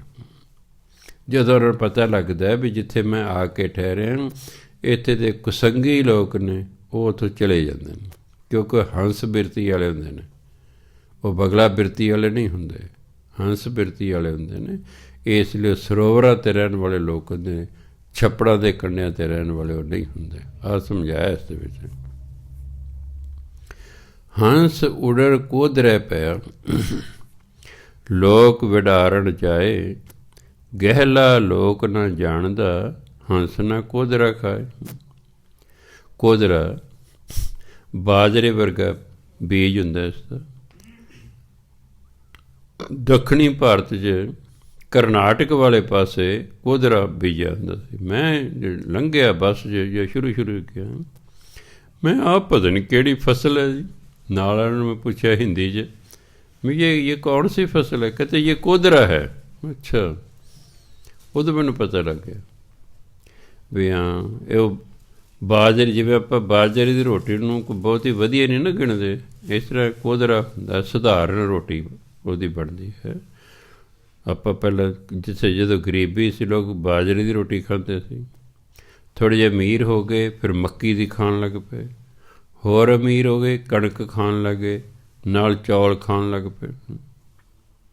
ਛੋਲਿਆਂ ਦੀ ਰੋਟੀ ਖਾਣੀ ਪੈ ਜੇ ਗਰੀਬੀ ਦੀ ਨਿਸ਼ਾਨੀ ਹੈ। ਪਾਕਿਸਤਾਨੋਂ ਆਏ, ਉੱਧਰ ਚੌਲ ਬਹੁਤ ਹੁੰਦੇ ਸਨ। ਇੱਕ ਟਾਈਮ ਸਾਡੇ ਘਰ ਚੌਲ ਬਣਦੇ ਸਨ, ਇੱਕ ਟਾਈਮ ਰੋਟੀ ਪੱਕਦੀ ਸੀ। ਹਿੰਦੁਸਤਾਨ 'ਚ ਆ ਕੇ ਜਿਹੜੀ ਜ਼ਮੀਨ ਅਲਾਟ ਹੋਈ ਉਸ 'ਚ ਤੰਬਾਕੂ ਸੀ। ਮੁਸਲਮਾਨਾਂ ਜ਼ਮੀਨ ਸੀ ਅਲਾਟ ਹੋਣੀ ਸੀ, ਉਹ ਤੰਬਾਕੂ ਸੀ। ਬੜਾ ਸਿਆਪਾ ਖੜਾ ਹੋ ਗਿਆ। ਜਾਂ ਕਮਾਦ ਸੀ, ਜਾਂ ਕੁਝ ਸਬਜ਼ੀਆਂ ਬੀਜੀਆਂ ਹੋਈਆਂ ਸਨ। ਤਾਂ ਕੀ ਕਰਨਾ, ਇੱਕ ਟਾਈਮ 'ਤੇ ਕਮਾਦ ਚੂਪ ਗੰਨੇ ਚੂਪ ਕੇ ਗੁਜ਼ਾਰਾ ਕਰ ਲੈਣਾ। ਦੂਜੇ ਟਾਈਮ ਦੀ ਰੋਟੀ ਸਬਜ਼ੀ ਜਾ ਕੇ ਬਾਜ਼ਾਰ ਵੇਚਣੀ, ਉਹਦੇ ਬਦਲੇ ਆਟਾ ਜੋ ਖਰੀਦਣਾ ਉਹ ਉਸ ਤਰ੍ਹਾਂ ਲੈ ਆਉਣਾ। ਕਿਉਂਕਿ ਮੁੱਢੋਂ ਸੁੱਢੋਂ ਜੀਵਨ ਸ਼ੁਰੂ ਕਰਨਾ ਸੀ। ਮੈਂ ਉਦੋਂ 4.5 ਸਾਲਾਂ ਦਾ ਸੀ, ਮੈਨੂੰ ਕੀ ਇਸ ਹਾਲਾਤ ਦਾ ਪਤਾ ਸੀ। ਮੇਰੇ ਅੱਗੇ ਬੇਬੇ ਨੇ ਛੋਲਿਆਂ ਦੀ ਰੋਟੀ ਰੱਖਤੀ, ਮੈਂ ਰੋਣ ਲੱਗ ਗਿਆ। ਮੈਂ ਕਿਹਾ ਉੱਥੇ ਤੁਸੀਂ ਮੈਨੂੰ ਕਣਕ ਦੀ ਰੋਟੀ ਦਿੰਦੇ ਸੀ, ਇੱਥੇ ਮੈਨੂੰ ਛੋਲਿਆਂ ਦੀ ਰੋਟੀ ਦਿੰਦੇ ਹੋ, ਮੈਂ ਨਹੀਂ ਇਹ ਖਾਂਦਾ। ਹੁਣ ਮਾਂ ਨੂੰ ਤਾਂ ਪਤਾ ਸੀ, ਮੈਂ ਤਾਂ ਇਸ ਲਈ ਰੋ ਰਿਹਾ ਕਿ ਮੈਨੂੰ ਛੋਲਿਆਂ ਦੀ ਰੋਟੀ ਦੇਤੀ। ਮਾਂ ਇਸ ਲਈ ਰੋ ਰਹੀ ਹੈ ਕਿ ਬੱਚੇ ਵਿਚਾਰੇ ਨੂੰ ਗਿਆਨ ਨਹੀਂ ਕਿ ਅਸੀਂ ਉੱਜੜ ਕੇ ਆਏ ਹਾਂ, ਤੂੰ ਸ਼ੁਕਰ ਕਰ ਤੈਨੂੰ ਛੋਲਿਆਂ ਦੀ ਮਿਲ ਗਈ ਹੈ। ਸੋ ਭੋਜਨ ਹੈ ਆਪਣਾ ਆਪਣਾ। ਜਿਵੇਂ ਸਾਡਾ ਆਮ ਭੋਜਨ ਛੋਲੇ ਨਹੀਂ, ਹਾਂ ਹੁਣ ਤਾਂ ਆਪਾਂ ਸਵਾਦ ਵਜੋਂ ਕਦੇ ਵੇਸਣ ਦੀ ਬਣਾ ਲੈਂਦੇ ਚੀਜ਼, ਪਰ ਜਿਹੜਾ ਸਾਡਾ ਆਮ ਮੁੱਖ ਭੋਜਨ ਹੈ ਉਹ ਕਣਕ ਹੈ, ਦੂਜੇ ਨੰਬਰ 'ਤੇ ਚੌਲ ਨੇ। ਜਿਵੇਂ UPL ਜਾਓ ਉੱਧਰ ਸੋਚੋ ਉਹਨਾਂ ਦਾ ਮੁੱਖ ਭੋਜਨ ਚੌਲ ਹੈ, ਉਹ ਕਣਕ ਦੂਜੇ ਨੰਬਰ 'ਤੇ ਹੈ। ਇਸੇ ਤਰ੍ਹਾਂ ਹੀ ਹਰ ਇੱਕ ਵਿਅਕਤੀ ਦਾ ਭੋਜਨ ਅੱਡ ਅੱਡ ਹੁੰਦਾ ਹੈ। ਹੁਣ ਕਹਿੰਦੇ ਹੰਸ ਹੈ, ਹੰਸ ਤਾਂ ਕੋਧਰਾ ਖਾਂਦਾ ਹੀ ਨਹੀਂ। ਹੰਸ ਆ ਕੇ ਕੋਧਰਾਂ ਦੇ ਬੂਟਿਆਂ 'ਤੇ ਬੈਠ ਗਏ, ਲੋਕ ਉਡਾਉਣ ਚਲੇ ਗਏ ਵੀ ਸਾਡੇ ਕੋਧਰਾ ਨਾ ਖਾ ਜਾਣ ਇਹ। ਜਿਵੇਂ ਕਈ ਵਾਰੀ ਜੇ ਮੱਕੀ ਦੇ ਉੱਤੇ ਤੋਤੇ ਆ ਕੇ ਬਹਿ ਜਾਣ, ਉਹ ਸਾਰੇ ਦਾਣੇ ਖਰਾਬ ਕਰ ਦਿੰਦੇ, ਟੁੱਕ ਦਿੰਦੇ ਨੇ ਉਸ ਨੂੰ, ਉਹਨਾਂ ਨੂੰ ਉਡਾਉਂਦੇ ਨੇ ਲੋਕ, ਜਾ ਕੇ ਉਡਾਉਂਦੇ ਨੇ ਉਹਨਾਂ ਨੂੰ। ਲੋਕਾਂ ਨੂੰ ਗਿਆਨ ਨਹੀਂ ਸੀ ਵੀ ਜਿਹੜਾ ਹੰਸ ਹੈ ਕੋਧਰਾ ਨਹੀਂ ਖਾਂਦਾ। ਹੰਸ ਆ ਕੇ ਬੂਟਿਆਂ 'ਤੇ ਬਹਿ ਗਏ, ਲੋਕ ਜਾ ਕੇ ਉਡਾ ਰਹੇ ਨੇ ਵੀ ਹਾਂ ਵੀ ਤੂੰ ਉੜ ਜਾਓ ਭਾਈ, ਸਾਡੇ ਬੂਟੇ ਤੁਸੀਂ ਖਾ ਜਾਓਗੇ। ਉਹ ਫਿਰ ਕਹਿੰਦੇ ਨੇ ਹੰਸ ਉਡਰ ਕੋਧ ਰਹਿ ਪਿਆ, ਲੋਕ ਵਿਡਾਰਨ ਜਾਏ। ਵਿਡਾਰਨ ਹੁੰਦਾ ਉਡਾਉਣ ਜਾਂਦਣ। ਹੰਸ ਉੱਡ ਕੇ ਕੋਧਰੇ 'ਤੇ ਆਪਿਆ, ਅਤੇ ਬੰਦੇ ਜਿਹੜੇ ਉਹਨੂੰ ਉਡਾਉਣ ਜਾ ਰਹੇ ਨੇ ਵੀ ਹਾਂ ਵੀ ਸਾਡੀ ਫਸਲ ਨਾ ਖਰਾਬ ਕਰ ਦੇ। ਗਹਿਲਾ ਲੋਕ ਨਾ ਜਾਣਦਾ, ਪਰ ਇਹ ਗਿਆਨੀ ਬੰਦਾ ਜਾਣਦਾ ਹੀ ਨਹੀਂ ਹੰਸ ਨਾ ਕੋਧਰਾ ਖਾਏ, ਕਿ ਹੰਸ ਕੋਧਰਾ ਨਹੀਂ ਖਾਂਦਾ ਹੁੰਦਾ। ਕਈ ਵਾਰੀ ਕਿਸੇ ਦੇ ਘਰ ਕੋਈ ਸੰਤ ਮਹਾਤਮਾ ਆ ਗਿਆ ਹੈ, ਕਈਆਂ ਨੂੰ ਉਂਝੀ ਐਲਰਜੀ ਹੁੰਦੀ ਹੈ ਸੰਤਾਂ ਨੂੰ ਨਿੰਦਣ ਦੀ। ਉਹਨਾਂ ਦਾ ਸੰਤਾਂ ਦਾ ਨਾਲ ਕਦੇ ਨੇੜ ਦਾ ਵਾਹ ਵੀ ਨਹੀਂ ਕਈ ਵਾਰੀ ਪਿਆ ਹੁੰਦਾ, ਉਹ ਨਿੰਦੇ ਰਹਿੰਦੇ ਨੇ, ਨਿੰਦੇ ਰਹਿੰਦੇ। ਉਹਨਾਂ ਨੂੰ ਇਹ ਨਹੀਂ ਪਤਾ ਵੀ ਜੋ ਤੁਹਾਡੀ ਸੋਚ ਹੈ ਉਹ ਸੰਤਾਂ ਦੀ ਸੋਚ ਨਹੀਂ ਹੁੰਦੀ। ਜੋ ਤੁਹਾਡਾ ਭੋਜਨ ਹੈ ਉਹ ਸੰਤਾਂ ਦਾ ਭੋਜਨ ਨਹੀਂ ਹੁੰਦਾ। ਜੇ ਸੰਤ ਵੀ ਉਹੀ ਕੁਛ ਖਾ ਰਿਹਾ ਜੋ ਸੰਸਾਰੀ ਬੰਦਾ ਖਾ ਰਿਹਾ, ਫਿਰ ਉਹ ਕਦ ਕੀ ਫਰਕ ਹੋਇਆ ਵੀ ਹੈ? ਸੰਸਾਰੀ ਬੰਦਾ ਵੀ ਮੀਟ ਖਾ ਰਿਹਾ ਅਤੇ ਸਾਧ ਵੀ ਮੀਟ ਖਾ ਰਿਹਾ, ਫਿਰ ਫਰਕ ਕੀ ਹੈ? ਸੰਸਾਰੀ ਬੰਦਾ ਵੀ ਘੁੱਟ ਪੀ ਰਿਹਾ ਅਤੇ ਸਾਧ ਵੀ ਪੀ ਰਿਹਾ, ਫਿਰ ਫਰਕ ਕੀ ਹੈ? ਫਰਕ ਹੁੰਦਾ ਹਮੇਸ਼ਾ ਉਹ ਸਮਝ ਕੇ ਕਿ ਉਹਨਾਂ ਨੂੰ ਗਿਆਨ ਨਹੀਂ ਕਿ ਹੰਸ ਕੋਧਰਾ ਨਹੀਂ ਖਾਂਦਾ, ਫਿਰ ਉਹਨੂੰ ਉਡਾਉਣ ਚੱਲੇ ਨੇ ਵੀ ਸਾਡਾ ਨੁਕਸਾਨ ਨਾ ਕਰ ਦੇਵੇ। ਉਹਨਾਂ ਨੂੰ ਪਤਾ ਨਹੀਂ ਇਹ ਜਿਹੜਾ ਹੰਸ ਹੈ ਇਹ ਤਾਂ ਸਾਧੂ ਹੈ, ਇਹ ਤਾਂ ਸੰਤ ਮਹਾਤਮਾ ਹੈ, ਇਹ ਇਹੋ ਜਿਹੇ ਕੰਮ ਨਹੀਂ ਕਰਦਾ ਜਿਹੇ ਤੁਸੀਂ ਸੋਚੀ ਬੈਠੇ ਹੋ। ਉਹਨਾਂ ਨੂੰ ਵਿਚਾਰਿਆਂ ਨੇ ਗਹਿਲਾ ਲੋਕ ਨਾ ਜਾਣੇ, ਇਹ ਅਗਿਆਨੀ ਬੰਦਾ ਜਾਣਦਾ ਹੀ ਨਹੀਂ ਕਿ ਹੰਸ ਅਤੇ ਕੋਧਰਾ ਖਾਂਦਾ ਹੀ ਨਹੀਂ ਹੈਗੇ। ਸਾਧੂ ਕਿਸੇ ਦਾ ਨੁਕਸਾਨ ਕਰਨ ਨਹੀਂ ਆਇਆ ਕਰਦੇ ਕਿਸੇ ਦੇ ਘਰ, ਉਹ ਤਾਂ ਉਹਦਾ ਭਲਾ ਕਰਨ ਆਏ ਹੁੰਦੇ ਹਨ। ਕਈ ਵਾਰੀ ਬੰਦੇ ਇਨਵਾਈਟ ਕਰਦੇ ਮਹਾਂਪੁਰਖਾਂ ਨੂੰ, ਦੂਜੇ ਕਰਕੇ ਲੈ ਬਈ ਆਹ ਬਾਬਾ ਇਹਨਾਂ ਨੂੰ ਨਾ, ਇਹ ਭੋਲੇ ਜਿਹੇ ਲੋਕ ਨੇ, ਬਾਬਾ ਇਹਨਾਂ ਨੂੰ ਲੁੱਟ ਕੇ ਲੈ ਕੇ ਜਾਵੇਗਾ। ਹੋ ਸਕਦਾ ਉਹਨਾਂ ਦੀ ਜ਼ਿੰਦਗੀ ਨੂੰ ਬਦਲ ਦੇਣ। ਮੈਂ ਇੱਕ ਪਿੰਡ 'ਚ ਗਿਆ, ਉਹਨੇ ਮੈਨੂੰ ਦੱਸਿਆ ਜੀ ਇਹ ਸਾਰਾ ਪਿੰਡ ਰਫੂਜੀਆਂ ਦਾ ਹੈ, ਇਹ ਸਾਰੇ ਦੇਸੀ ਸ਼ਰਾਬ ਕੱਢਦੇ ਸਨ, ਪੀਂਦੇ ਸਨ। ਇੱਥੇ ਇੱਕ ਮਹਾਂਪੁਰਖ ਆ ਕੇ ਰਹਿਣ ਲੱਗ ਪਏ, ਉਹਨਾਂ ਨੇ ਸਾਰਿਆਂ ਨੂੰ ਹੀ ਬਦਲਤਾ। ਸਾਰੇ ਪਿੰਡ ਨੂੰ ਜਿਹੜੀਆਂ ਸਭ ਭੱਠੀਆਂ ਚਕਵਾਤੀਆਂ ਨੇ, ਦੇਸੀ ਸ਼ਰਾਬ ਕੱਢਣੀ ਬੰਦ ਕਰਤੀ। ਅੰਮ੍ਰਿਤਧਾਰੀ ਲੋਕ ਪਿੰਡ 'ਚ ਗੁਰਦੁਆਰਾ ਬਣਾਤਾ ਕਿ ਲਓ ਭਾਈ ਤੇ ਬੈਠ ਕੇ ਸਤਸੰਗ ਕਰੋ, ਬਾਣੀ ਪੜ੍ਹੋ।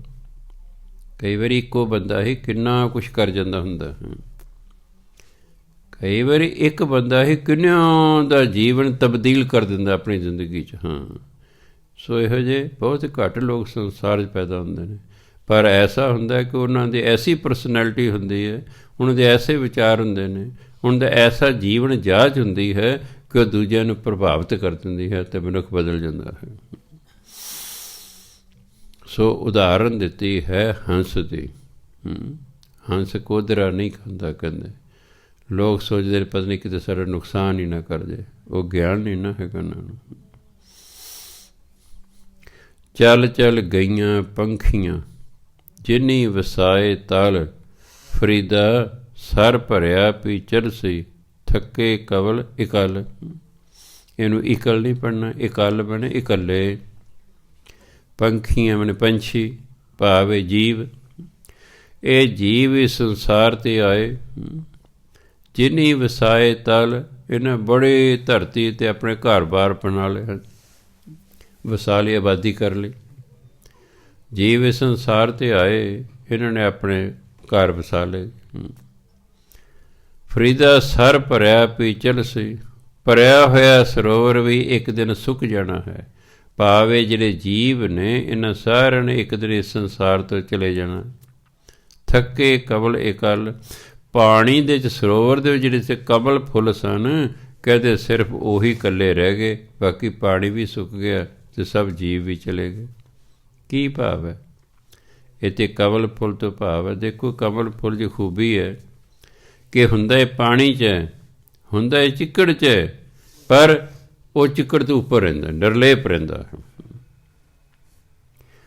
ਸਿੱਖ ਨੇ ਵੀ ਕਮਲ ਫੁੱਲ ਦੀ ਤਰ੍ਹਾਂ ਹੀ ਰਹਿਣਾ। ਦੇਖੋ ਅਸੀਂ ਸੰਸਾਰ 'ਚ ਬੁਰਾਈਆਂ ਨਹੀਂ ਖ਼ਤਮ ਕਰ ਸਕਦੇ। ਜਿੰਨਾ ਚਿਰ ਸੰਸਾਰ ਰਹੇਗਾ ਚੰਗਿਆਈ ਬੁਰਾਈ ਰਹੇਗੀ। ਸਿਰਫ ਇੰਨਾ ਹੈ ਕਿ ਅਸੀਂ ਬੁਰਾਈ ਗ੍ਰਹਿਣ ਨਹੀਂ ਕਰਨੀ, ਬਸ। ਬੁਰਾਈ ਤਾਂ ਰਹੇਗੀ, ਬੁਰਾਈ ਨਹੀਂ ਖਤਮ ਹੋ ਸਕਦੀ ਸੰਸਾਰ 'ਚੋਂ। ਹਾਂ ਇੰਨਾ ਦਾ ਕਿਸੇ ਸਮੇਂ ਬੁਰਾਈ ਵੱਧ ਗਈ, ਕਿਸੇ ਸਮੇਂ ਘਟ ਗਈ, ਮੁੱਕਦੀ ਨਹੀਂ, ਮੁੱਕਦੀ ਨਹੀਂ। ਅਤੇ ਸਿੱਖ ਨੂੰ ਹੁਕਮ ਹੈ ਕਿ ਤੂੰ ਰਹਿਣਾ ਤਾਂ ਇਹਨਾਂ ਲੋਕਾਂ ਦੇ ਵਿੱਚ ਹੀ ਹੈ, ਪਰ ਤੂੰ ਇਹਨਾਂ ਵਰਗੇ ਨਹੀਂ ਬਣਨਾ, ਇਹਨਾਂ ਵਰਗੇ ਨਹੀਂ ਬਣਨਾ, ਰਹਿਣਾ ਇਹਨਾਂ ਵਰਗੇ, ਇਹਨਾਂ ਦੇ ਵਿੱਚ ਹੀ ਹੈ, ਪਰ ਨਿਰਲੇਪ ਰਹਿਣਾ ਹੈ। ਇਸੇ ਬਾਕੀ ਸਾਰੇ ਜਿਹੜੇ ਫੁੱਲ ਨੇ ਉਹ ਜਦ ਪਾਣੀ ਵੱਜ ਜਾਂਦਾ ਡੁੱਬ ਜਾਂਦੇ ਨੇ। ਕਮਲ ਦਾ ਫੁੱਲ ਇੱਕ ਐਸਾ ਹੈ ਕਿ ਜੇ ਪਾਣੀ ਗੋਡੇ ਗੋਡੇ ਹੋ ਗਏ, ਕਮਲ ਨੇ ਨਾਲ ਦੀ ਉਹਦੀ ਨਾੜੀ ਗੋਡੇ ਗੋਡੇ ਵੱਜ ਜਾਂਦੀ ਹੈ। ਪਾਣੀ ਲੱਖ ਲੱਖ ਤੱਕ ਆ ਗਿਆ, ਉਹਦੀ ਨਾਲੀ ਲੱਖ ਲੱਖ ਤੱਕ ਵੱਡੀ ਹੋ ਜਾਏਗੀ। ਪਾਣੀ ਬੰਦੇ ਦੇ ਗਲ ਗਲ ਤੱਕ ਆ ਗਿਆ, ਉਹਨੇ ਗਲ ਗਲ ਤੱਕ ਉੱਚੀ ਹੋ ਜਾਣਾ। ਮੈਂ ਆਪ ਦੇਖਿਆ, ਮੈਂ ਹੈਰਾਨ ਸੀ ਵੀ ਕਿਆ ਕੁਦਰਤੀ ਚੀਜ਼ ਹੈ। ਵੀ ਪਹਿਲਾਂ ਗਿੱਠ ਗਿੱਠ ਪਾਣੀ ਦੇ ਵਿੱਚ ਸਨ, ਹੜ੍ਹ ਆ ਗਏ ਉੱਥੇ ਘਨੌਰ। ਉਹਦੇ ਇੱਕ ਸਾਲ ਬੜਾ ਇੱਥੇ ਪੰਜਾਬ 'ਚ ਹੜ੍ਹ ਆਇਆ ਸੀ, 91-92 ਦੀ ਗੱਲ ਹੋਣੀ। ਮੈਂ ਕਿਹਾ ਲੈ ਵੀ ਸੜਕ ਦੇ ਉੱਤੋਂ ਦੀ ਪਾਣੀ ਚੱਲਿਆ, ਖਤਾਨਾ ਜਿਹੜੇ ਕਮਲ ਸਨ ਤਾਂ ਡੁੱਬ ਗਏ ਹੋਣਗੇ। ਜੋ ਮੈਂ ਗਿਆ ਉਹ ਪਾਣੀ ਤੋਂ ਉੱਪਰ, ਉਹ ਪਾਣੀ ਤੋਂ ਉੱਪਰ। ਐਸਾ ਕੁਦਰਤ ਦਾ ਹੈ ਵੀ ਉਹਨਾਂ ਨੇ ਉੱਪਰ ਰਹਿਣਾ। ਇਸ ਲਈ ਜਿਹੜੇ ਸਾਧੂ ਹੁੰਦੇ ਨੇ, ਜਿਹੜੇ ਗੁਰਸਿੱਖ ਹੁੰਦੇ ਨੇ, ਉਹ ਭਾਵੇਂ ਮਾੜੇ ਲੋਕਾਂ 'ਚ ਰਹਿਣ, ਆਲਾ ਦੁਆਲਾ ਦਾ ਮਾੜਾ ਹੋਵੇ, ਪਰ ਉਹ ਫਿਰ ਵੀ ਇਸ ਬੁਰਾਈਆਂ ਤੋਂ ਨਿਰਲੇਪ ਰਹਿੰਦੇ ਨੇ। ਉਹ ਬੁਰਾਈਆਂ 'ਚ ਫਸਦੇ ਨਹੀਂ ਹੈਗੇ। ਬਸ ਇਹੀ ਉਹਨਾਂ 'ਚ ਖੂਬੀ ਹੁੰਦੀ ਅਤੇ ਇਹੀ ਇਹ 'ਚ ਗੱਲ ਸਮਝਾਈ ਹੈ। ਸੰਸਾਰ ਨੇ ਆਣੇ, ਇੱਥੇ ਹਰ ਇੱਕ ਨੇ ਆਪਣੀ ਵਾਰੀ ਵੀ ਅਨੁਸਾਰ ਚਲੇ ਜਾਣਾ ਹੈ।